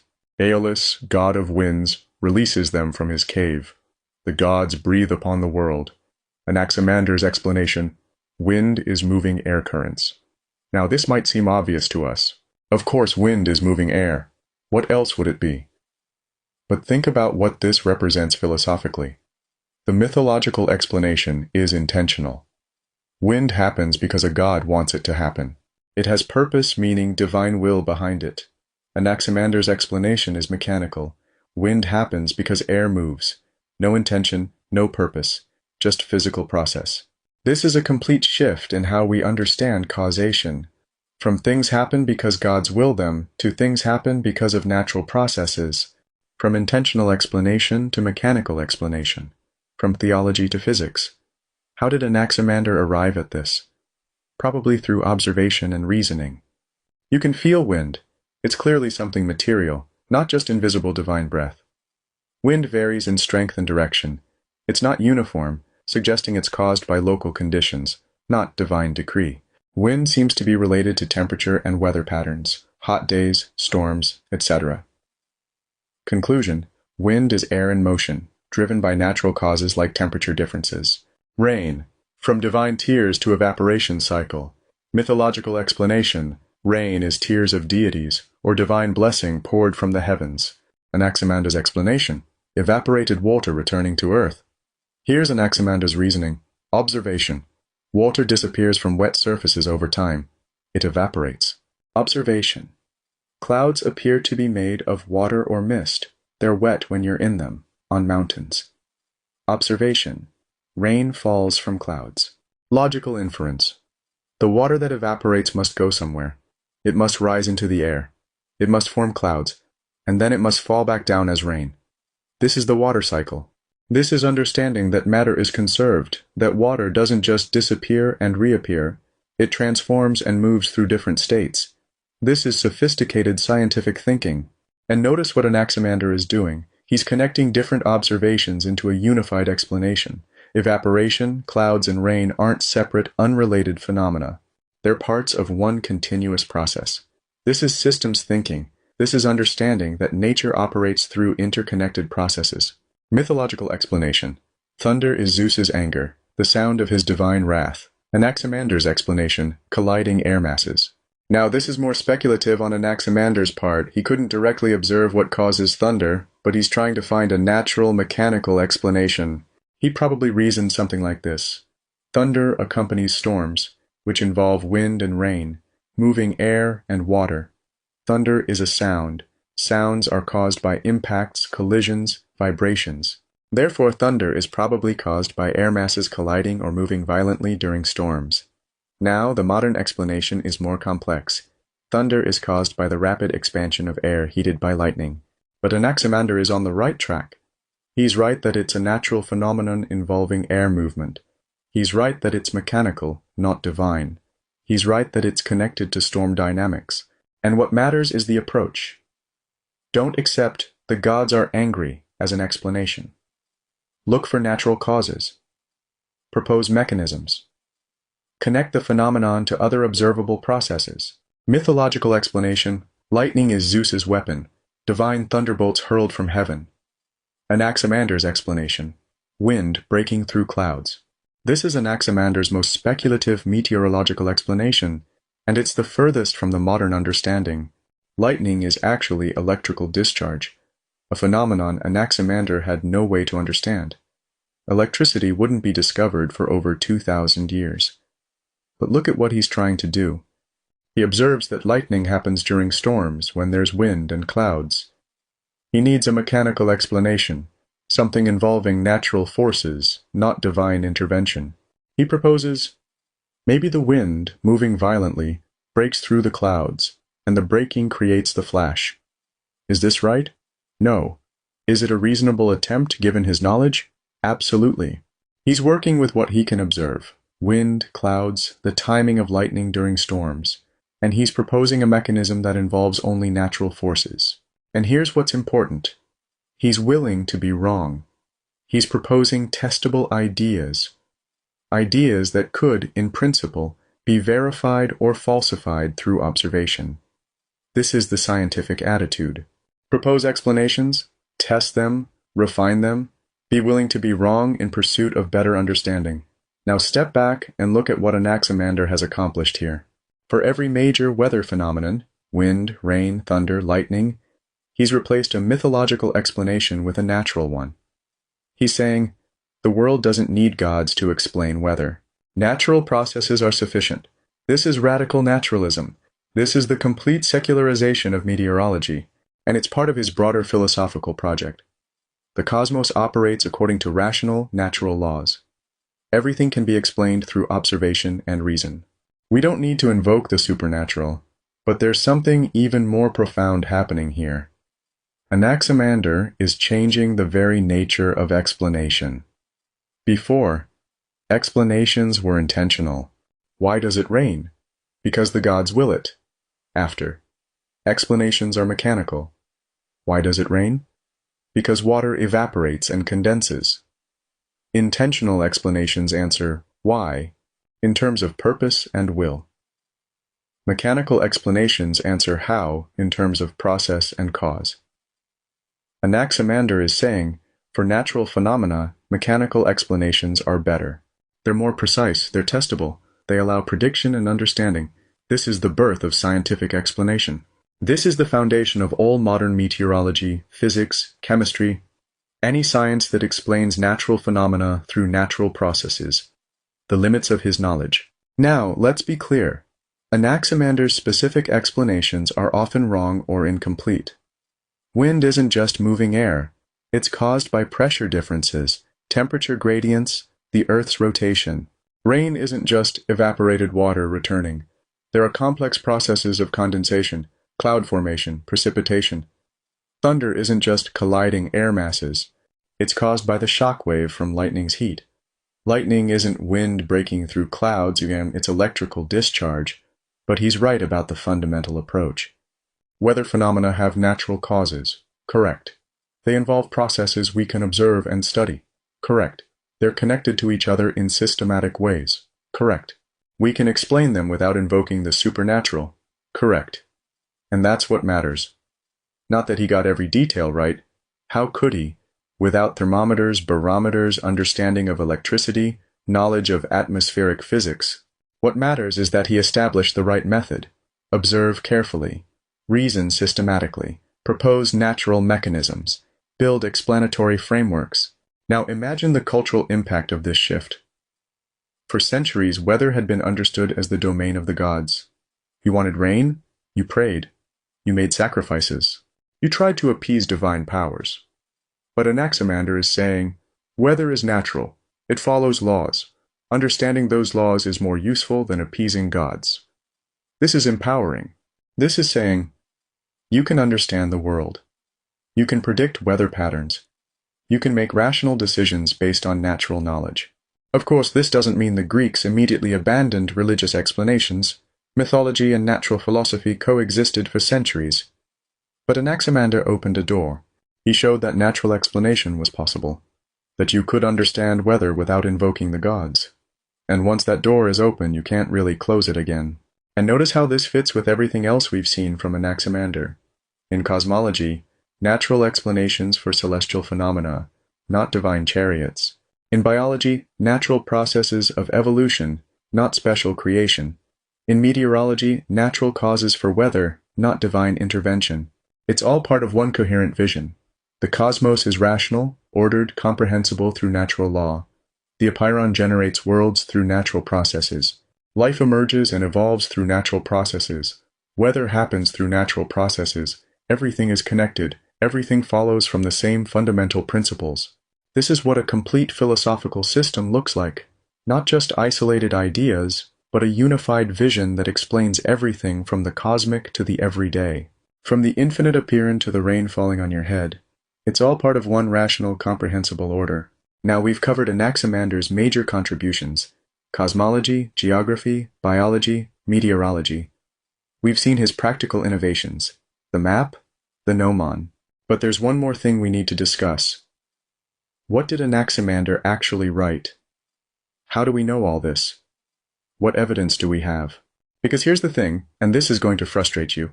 Almost nothing of Anaximander's actual writings survived. We have fragments, references, second-hand accounts. But from these fragments we can reconstruct one of the most important philosophical projects in human history.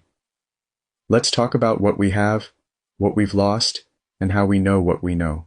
Anaximander wrote a book. Probably the first philosophical book ever written in prose rather than poetry.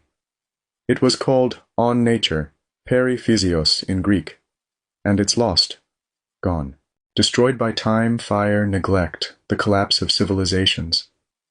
We have one sentence, one fragment in his own words. Everything else? Reconstructed from what later philosophers said about him. But that one sentence and those second-hand accounts are enough to show us a mind of extraordinary power and vision. Let me show you what we have and what it tells us. Alright, so we've spent all this time exploring Anaximander's revolutionary ideas, his cosmology, his biology, his geography, his meteorology, and you might be wondering, how do we know all this? Where did this information come from?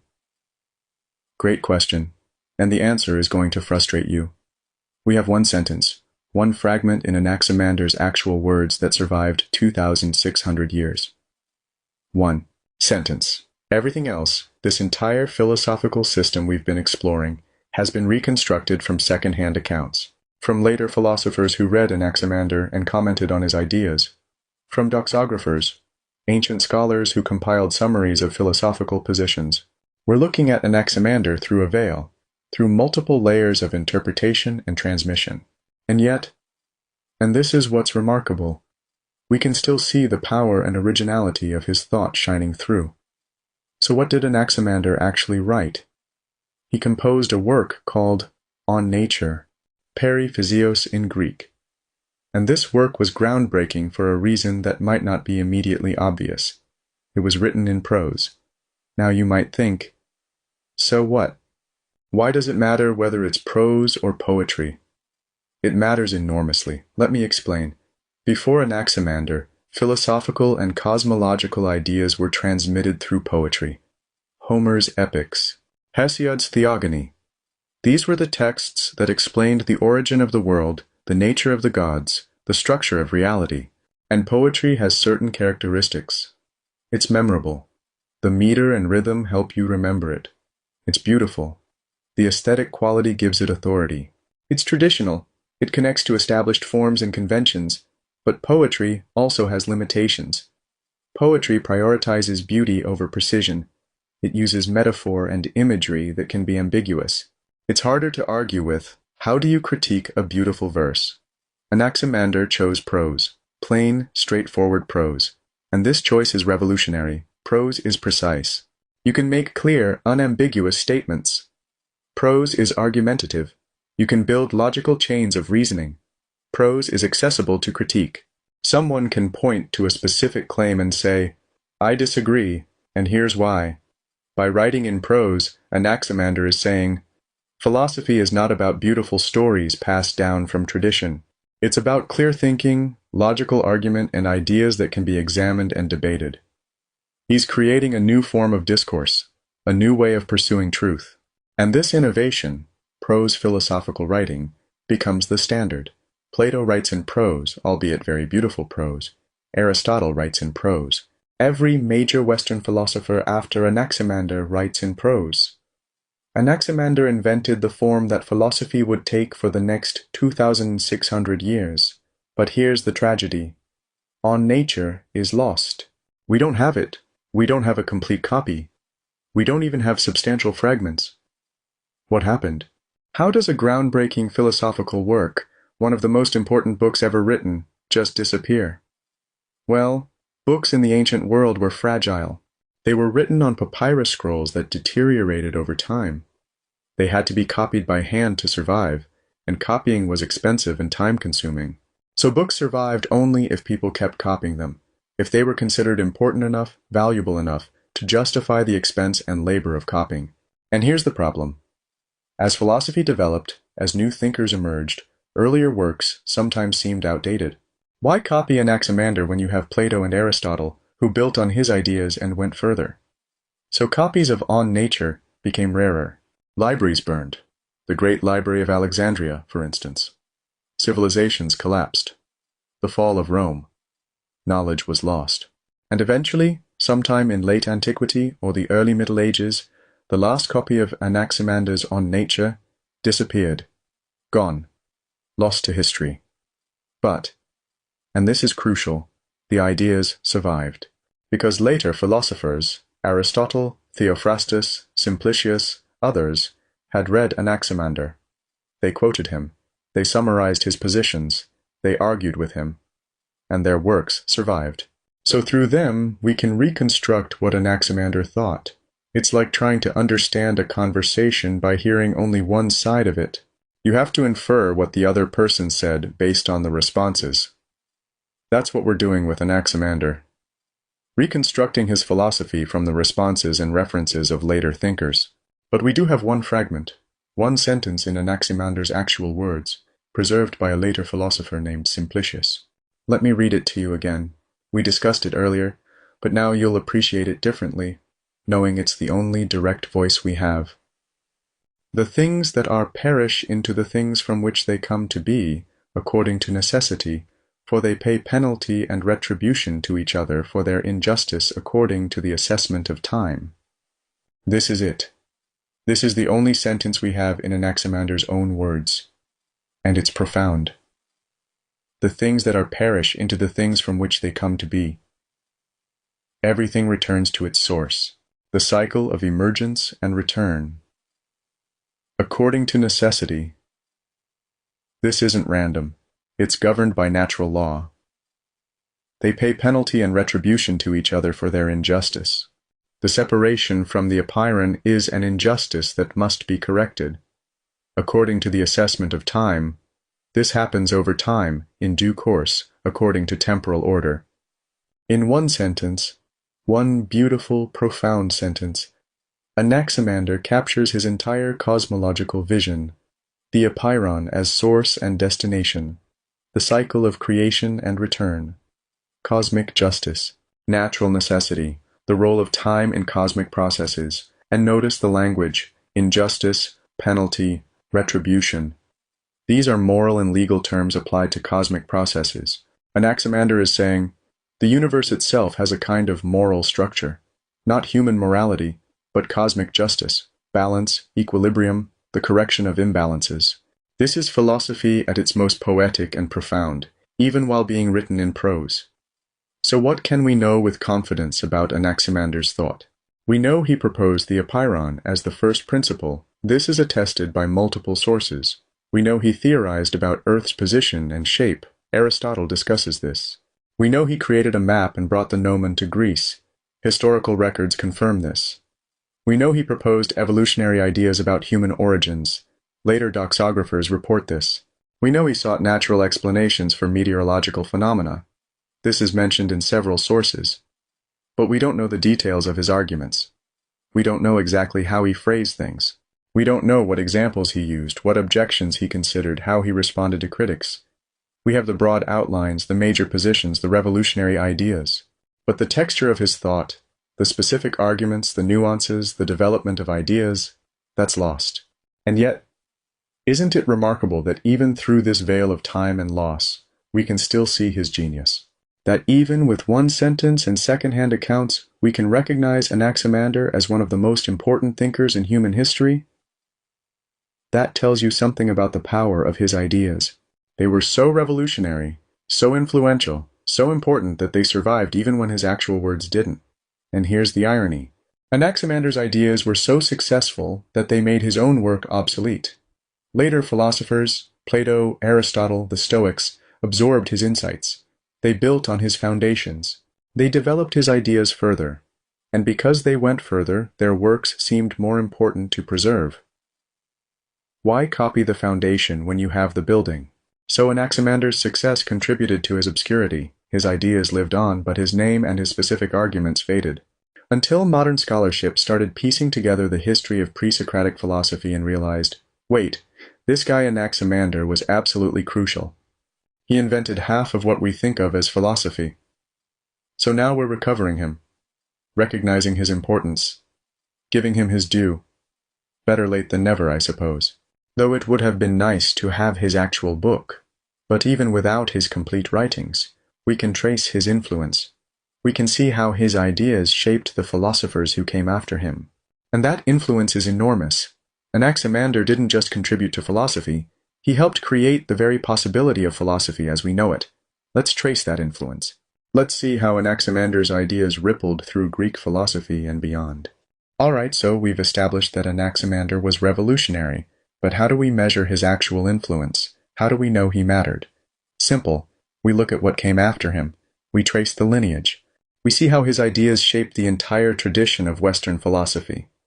And what we find is this. Anaximander is everywhere. Every major Greek philosopher after him is responding to problems he raised, building on methods he pioneered, working within frameworks he established. He's like the foundation of a building. You don't see it once the building is complete, but without it, nothing else stands. Look at this slide. It shows 4 stages in the development of Greek philosophy. 1. Thales, early foundation. 2. Anaximander, bridge. 3. Anaximenes, direct successor. 4. Pythagoras and Heraclitus, further development. This is the progression from the birth of philosophy to its full flowering. And Anaximander is right in the middle, the crucial bridge between the beginning and what comes after. Let's trace this development carefully. Thales, as we've discussed, was the first. He asked the fundamental question, what is everything made of? And he answered, water. This was revolutionary simply for asking the question in naturalistic terms, not which god created everything, but what natural substance underlies everything. Thales laid the groundwork for pre-Socratic philosophy. He showed that you could seek natural explanations for natural phenomena, but Thales' philosophy was limited. He proposed a concrete, observable substance, water, as the first principle. He didn't develop a systematic cosmology. He didn't write extensively, as far as we know. He didn't create a school or methodology. He started something, but he didn't develop it fully. And this is where Anaximander comes in. Anaximander took Thales' question, what is the fundamental reality? And transformed it. Thales said, a concrete substance, water. Anaximander said, an abstract principle, the apeiron. This is a huge conceptual leap. From the observable to the theoretical. From the concrete to the abstract. From physics to metaphysics. And this is why Anaximander is a bridge. He connects 2 fundamentally different ways of doing philosophy. On one side, Thales' concrete materialist approach, philosophy as the study of physical substances. On the other side, Plato's abstract idealist approach, philosophy as the study of eternal forms and principles beyond physical reality. Anaximander stands between them. He starts with Thales' naturalism, seeking natural explanations, rejecting mythology, but he moves toward abstraction, proposing principles that transcend direct observation. He shows that you can be naturalistic and abstract, that you can seek natural explanations while recognizing that the deepest reality might not be directly observable. Without Anaximander, you don't get Plato. You don't get the idea that philosophy should seek abstract principles underlying appearances. Thales alone doesn't lead to Plato. The gap is too big. But Anaximander bridges that gap. He shows how you can move from concrete observation to abstract theorizing while maintaining rational rigor. Anaximander's direct student was Anaximenes, who continued the Milesian tradition. Anaximenes proposed that air is the fundamental substance. Everything is different forms of air, condensed or rarefied. Now, In some ways, this looks like a step backward. Anaximander had moved to the abstract apeiron, and Anaximenes returns to a concrete substance, air. But actually, Anaximenes is synthesizing his predecessors, from Thales. The idea of a specific observable substance. From Anaximander, the idea of transformation through condensation and rarefaction, which parallels the separation of opposites from the apeiron. So Anaximenes isn't rejecting Anaximander, he's building on him. He's taking Anaximander's insights about transformation and process and applying them to a specific substance. And this shows the health of the Milesian school. Each generation builds on the last, questions the last, refines the last. This is how philosophical progress happens. But Anaximander's influence extends beyond the Milesian school. Pythagoras, working in southern Italy, develops a philosophy based on number and mathematical harmony. Where does this come from? From Anaximander's insight that the cosmos has a rational mathematical structure, that you can use geometry and number to understand reality. Anaximander's cylindrical Earth, his calculations of celestial sizes, his use of the gnomon for astronomical measurement, all of this shows that reality has a mathematical structure. Pythagoras takes this insight and makes it central. All is number. Reality is fundamentally mathematical. Heraclitus, working in Ephesus, near Miletus, develops a philosophy of constant change and transformation. You cannot step in the same river twice. Everything flows. Where does this come from? From Anaximander's vision of cosmic cycles, of worlds emerging and returning to the apeiron, of constant transformation and change. Anaximander showed that reality is dynamic, not static, that the cosmos is characterized by eternal motion and transformation. Heraclitus takes this insight and makes it central. Change is the fundamental reality. Stability is an illusion. Do you see what's happening? Anaximander's ideas are radiating outward, influencing different philosophical schools, inspiring different approaches. He's not just one link in a chain, he's a hub from which multiple philosophical traditions emerge. But Anaximander's influence isn't just about specific ideas. It's about methods, ways of doing philosophy that become standard. Let me identify the key methodological innovations. Anaximander showed that philosophy can deal with entities beyond direct observation. The apeiron can't be seen or touched, but it can be reasoned about. This becomes central to all later philosophy. Plato's forms, Aristotle's prime mover, the Stoic logos, all are abstract principles grasped through reason, not observation. Anaximander didn't just propose isolated ideas, he built a system, a coherent vision encompassing cosmology, biology, meteorology, geography. This becomes the model for later philosophy. Aristotle's comprehensive system, the Stoic system, medieval scholasticism. Philosophy should be systematic, comprehensive, unified. Anaximander used geometry and number to model reality. Earth's cylindrical shape, the sizes of celestial bodies, the gnomon's measurements. This becomes central to Greek science and philosophy. Pythagorean mathematics, Platonic geometry, Aristotelian astronomy. Anaximander consistently sought natural explanations for natural phenomena, rejecting mythological accounts. This becomes the foundation of all science. The assumption that natural phenomena have natural causes that can be discovered through observation and reason. These methods, abstract reasoning, systematic thinking, mathematical modeling, naturalistic explanation, these are the tools of philosophy and science, and Anaximander pioneered all of them. Every time a philosopher builds a systematic theory, they're following Anaximander's example. Every time a scientist uses mathematics to model reality, they're using Anaximander's method. Every time we seek natural explanations rather than supernatural ones, we're honoring Anaximander's commitment. But Anaximander's influence goes even deeper. He didn't just provide answers, he raised questions that philosophy is still grappling with. What is the fundamental nature of reality? Is it material or abstract? One substance or many? Observable or theoretical? Anaximander raised this question in its full depth, and philosophy has been debating it ever since. How can things change while remaining the same? How can the world be both stable and dynamic? Anaximander's vision of emergence from and return to the apeiron raises this problem acutely. How did the world begin? How did life arise? How did humans come to be? Anaximander showed these are philosophical questions, not just mythological ones. Is there a moral structure to reality itself? Does the universe tend toward balance and equilibrium? Anaximander's concept of cosmic justice raises profound questions about the relationship between natural law and moral order. These aren't just ancient questions. These are live philosophical problems. Contemporary metaphysics still debates the nature of fundamental reality. Contemporary philosophy of science still grapples with change and permanence. Contemporary cosmology still investigates origins. Contemporary ethics still asks whether there's a moral structure to the universe.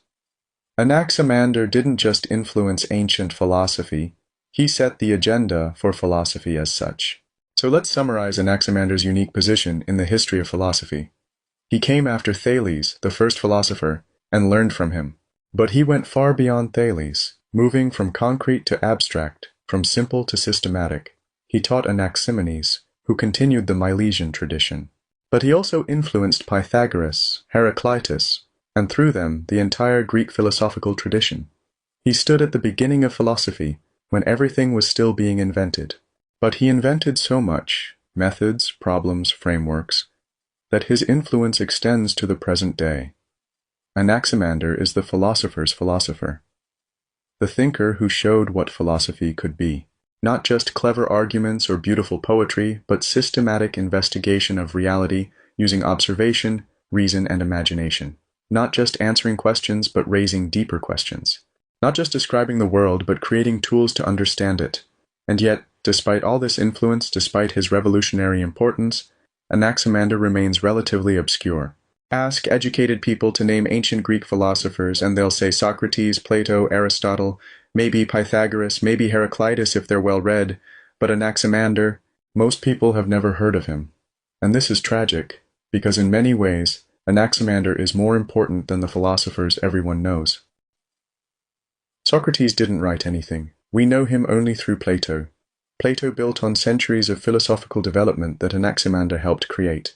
Aristotle systematized knowledge that Anaximander pioneered. Anaximander is the foundation, he's the beginning, he's the one who showed what philosophy could be, and he deserves to be remembered. He deserves to be celebrated. He deserves to be recognized as one of the most important thinkers in human history. So now, finally, we're going to bring this all together. We're going to step back and ask, what does Anaximander's legacy mean for us today? Why should we care about a philosopher from 2,600 years ago? What is Anaximander's enduring significance? Let me show you why this matters. Not just for understanding ancient history, but for understanding ourselves and our world. Because here's the thing. Anaximander isn't just historically important. He's presently relevant. His ideas, his methods, his questions, his vision, they speak directly to our contemporary situation. In an age of scientific cosmology, evolutionary biology, climate science, and technological innovation, Anaximander has something to teach us. Let me show you how a 2,600-year-old philosopher remains urgently relevant in the 21st century. So we've journeyed through 2,600 years of history. We've explored cosmology, biology, geography, meteorology, metaphysics. We've traced influence, examined methods, assessed contemporary relevance. Now it's time to step back and ask the biggest question. What does it all mean? What is Anaximander's enduring significance for humanity? Why does this one thinker from ancient Miletus deserve our attention, our study, our appreciation? Let me give you 3 answers, 3 dimensions of Anaximander's lasting importance. First, Anaximander laid the groundwork for the scientific revolution that would transform human civilization. Now, the scientific revolution is usually dated to the 16th and 17th centuries, Copernicus, Galileo, Newton, the birth of modern science. But that revolution didn't come from nowhere. It had roots, foundations, precedents. And those foundations were laid in ancient Greece by thinkers like Anaximander. Anaximander showed that natural phenomena have natural causes. This becomes the foundation of all science. He showed that mathematics can model physical reality. This becomes the language of physics. He showed that you can use reason to understand things beyond direct observation. This becomes theoretical science. He showed that systematic observation and logical inference can reveal truths about the world. This becomes the scientific method. Without these foundations, without the framework Anaximander helped create, the scientific revolution couldn't have happened. Galileo could drop balls from towers and observe their motion, but he needed the idea that natural phenomena follow mathematical laws. That idea comes from Anaximander and the tradition he helped establish. Newton could develop gravitational theory, but he needed the concept that objects can be held in place by invisible forces rather than physical support. That concept comes from Anaximander's insight about Earth floating freely. Darwin could propose evolutionary theory, but he needed the framework of naturalistic explanation and historical reconstruction. That framework comes from Anaximander's approach to understanding origins. So when we talk about Anaximander laying groundwork for scientific thought, we're not being metaphorical. We're describing actual historical influence. The methods, questions, and frameworks Anaximander pioneered became the foundation for the scientific worldview that has transformed human civilization. Second, Anaximander bridged mythological and scientific worldviews, showing humanity a new way to understand reality. This is perhaps his most profound achievement. Before Anaximander and the pre-Socratics, human beings understood the world primarily through mythology. Why does the sun rise? Because Helios drives his chariot. Why does it rain? Because the gods will it. Where did humans come from? The gods created us. Now, mythology isn't stupid or primitive. It's a sophisticated way of making sense of the world. It provides meaning, purpose, moral guidance. It connects natural phenomena to human values and experiences. But mythology has limitations. It doesn't allow for systematic prediction or control. It doesn't encourage questioning or testing. It doesn't build cumulative knowledge over time. It doesn't distinguish clearly between natural and supernatural causation. And then Anaximander comes along and says, what if we explained the world differently? What if we sought natural causes, used systematic observation, built testable theories, accumulated knowledge over generations? This is a revolution in human consciousness. This is humanity claiming the right and the ability to understand nature on its own terms, through its own efforts, using its own reason. Now, this transition wasn't simple or complete. Mythology and rational inquiry coexisted for centuries. Many Greek philosophers maintained religious beliefs alongside their philosophical theories. And even today, we haven't fully resolved the relationship between scientific and religious or mythological ways of understanding. But Anaximander showed that rational inquiry is possible, that you can understand the world without invoking gods or supernatural forces. That human reason is powerful enough to grasp the structure of reality. This is empowering. This is liberating. This is saying, you don't have to accept traditional explanations on authority. You can observe, reason, and discover truth for yourself. And this insight, that rational inquiry can reveal truth, becomes the foundation of the Enlightenment, of modern democracy, of universal education, of scientific civilization. Every time you question authority and seek evidence, you're following Anaximander's example. Every time you trust reason over tradition, you're honoring his legacy. Every time you believe that human beings can understand and improve their world through systematic inquiry, you're affirming his vision. Third, Anaximander established key methods of Western philosophy that continue to define the discipline. Let me be specific about what he contributed. Abstract reasoning. Anaximander showed that philosophy can deal with entities beyond direct perception, the apeiron, cosmic justice, fundamental principles. This becomes central to all Western philosophy. Plato's forms. Aristotle's unmoved mover, Kant's noumena, Hegel's absolute spirit. Philosophy is about abstract reasoning, thinking beyond the immediately observable to grasp deeper truths, systematic thinking. Anaximander built comprehensive systems that unified diverse phenomena under common principles. This becomes the model for philosophical work. Aristotle's system, Aquinas' synthesis, Spinoza's ethics, Hegel's system. Philosophy should be systematic, comprehensive, showing how everything connects. Conceptual analysis. Anaximander carefully analyzed concepts. What does it mean for something to be boundless? What is justice at a cosmic level? What is the relationship between the one and the many? This becomes the core method of philosophy: Socratic questioning, Aristotelian definition, contemporary analytic philosophy. Philosophy is conceptual analysis, clarifying what we mean and what follows from our concepts. Thought experiments. Anaximander used reasoning to imagine scenarios beyond direct experience. Earth floating in space, infinite worlds, evolutionary origins. This becomes a key philosophical tool. Plato's cave. Descartes' demon. Rawls's veil of ignorance, contemporary thought experiments in ethics and metaphysics. Philosophy uses imagination disciplined by reason to explore possibilities. These methods, abstract reasoning, systematic thinking, conceptual analysis, thought experiments, these are the tools of philosophy, and Anaximander pioneered them all. Every philosophy student learning to construct arguments is using methods Anaximander helped establish. Every philosopher building systematic theories is following Anaximander's example. Every thinker using reason to explore abstract questions is walking paths Anaximander first cleared. Now let me bring this all together by talking about our modern understanding of the cosmos, evolution, and scientific methodology. We know so much more than Anaximander did. We have telescopes and microscopes, we have particle accelerators and space probes, we have DNA sequencing and climate models, we have 2,600 years of accumulated knowledge. But all of this knowledge, all of it, rests on foundations that Anaximander helped lay. When cosmologists study the early universe, they're asking Anaximander's question, what is the origin of all things? When biologists study evolution, they're following Anaximander's insight. Life has a history of transformation. When scientists use mathematics to model reality, they're using Anaximander's method. Abstract reasoning can reveal truth. When we seek natural explanations for natural phenomena, we're honoring Anaximander's commitment. The world is comprehensible through reason. We owe Anaximander an immense debt, not because he got everything right, he didn't, not because his specific theories are still accepted, they're not, but because he showed us how to think about these questions. He showed us that human reason can grasp the structure of reality. He showed us that systematic inquiry can reveal truth. He showed us that we don't need gods or myths to explain the world. We can understand it ourselves. And I want to end by emphasizing something we've touched on throughout this lecture. Anaximander's intellectual courage.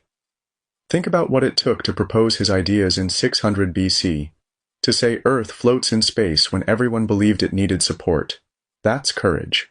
To propose infinite worlds when everyone believed in one cosmos. That's courage. To seek natural explanations when mythology was the accepted framework. That's courage. To use abstract reasoning when concrete observation was the norm. That's courage. To write in prose when poetry was the established form. That's courage. Anaximander was willing to think the unthinkable, to question the unquestionable, to imagine the unimaginable. He was willing to follow reason wherever it led, even when it led to conclusions that seemed absurd or dangerous. He was willing to propose ideas that would be ridiculed, challenged, rejected, because he believed in the power of rational inquiry. And that courage, that willingness to think boldly, to question deeply, to reason rigorously, that's what we need today. In an age of misinformation and anti-intellectualism, we need Anaximander's commitment to truth. In an age of dogmatism and tribalism, we need Anaximander's openness to questioning. In an age of short-term thinking and superficiality, we need Anaximander's systematic depth. So here's my final assessment of Anaximander's enduring significance. He stands as one of humanity's greatest intellectual pioneers, not because he had all the answers, he didn't, not because his theories are still accepted, they're not, but because he showed us what human reason can achieve. He showed us that we can understand the cosmos through systematic inquiry. He showed us that we can discover truth through observation and reason. He showed us that we can build knowledge that grows over generations. He showed us that we are not at the mercy of incomprehensible forces, but living in a rational universe we can understand. This is Anaximander's gift to humanity. The confidence that we can understand our world. The belief that reason can reveal truth. The vision of a cosmos that is ordered, comprehensible, and beautiful. The courage to question, to explore, to discover. 2,600 years ago, in a prosperous Greek colony on the coast of what's now Turkey, a man named Anaximander looked at the world and asked, what if we could understand this? What if we could explain it through reason rather than myth? What if the fundamental reality is something we can grasp through thought rather than just accept on authority? And in asking those questions, and in following them to their radical conclusions, he helped create the intellectual tradition that has given us science, philosophy, and the modern world. We stand on his shoulders. We think with tools he helped forge. We ask questions he first raised. We follow methods he pioneered. Anaximander deserves to be remembered, celebrated, honored as one of the greatest minds in human history. Not just for what he discovered, but for what he showed us we could discover. Not just for the answers he gave, but for the questions he taught us to ask. Not just for his genius, but for his courage. The courage to think freely, to reason boldly, to imagine greatly. The courage to believe that human beings can understand their world. That's Anaximander's legacy. That's his enduring significance. That's why, 2,600 years later, we're still learning from him.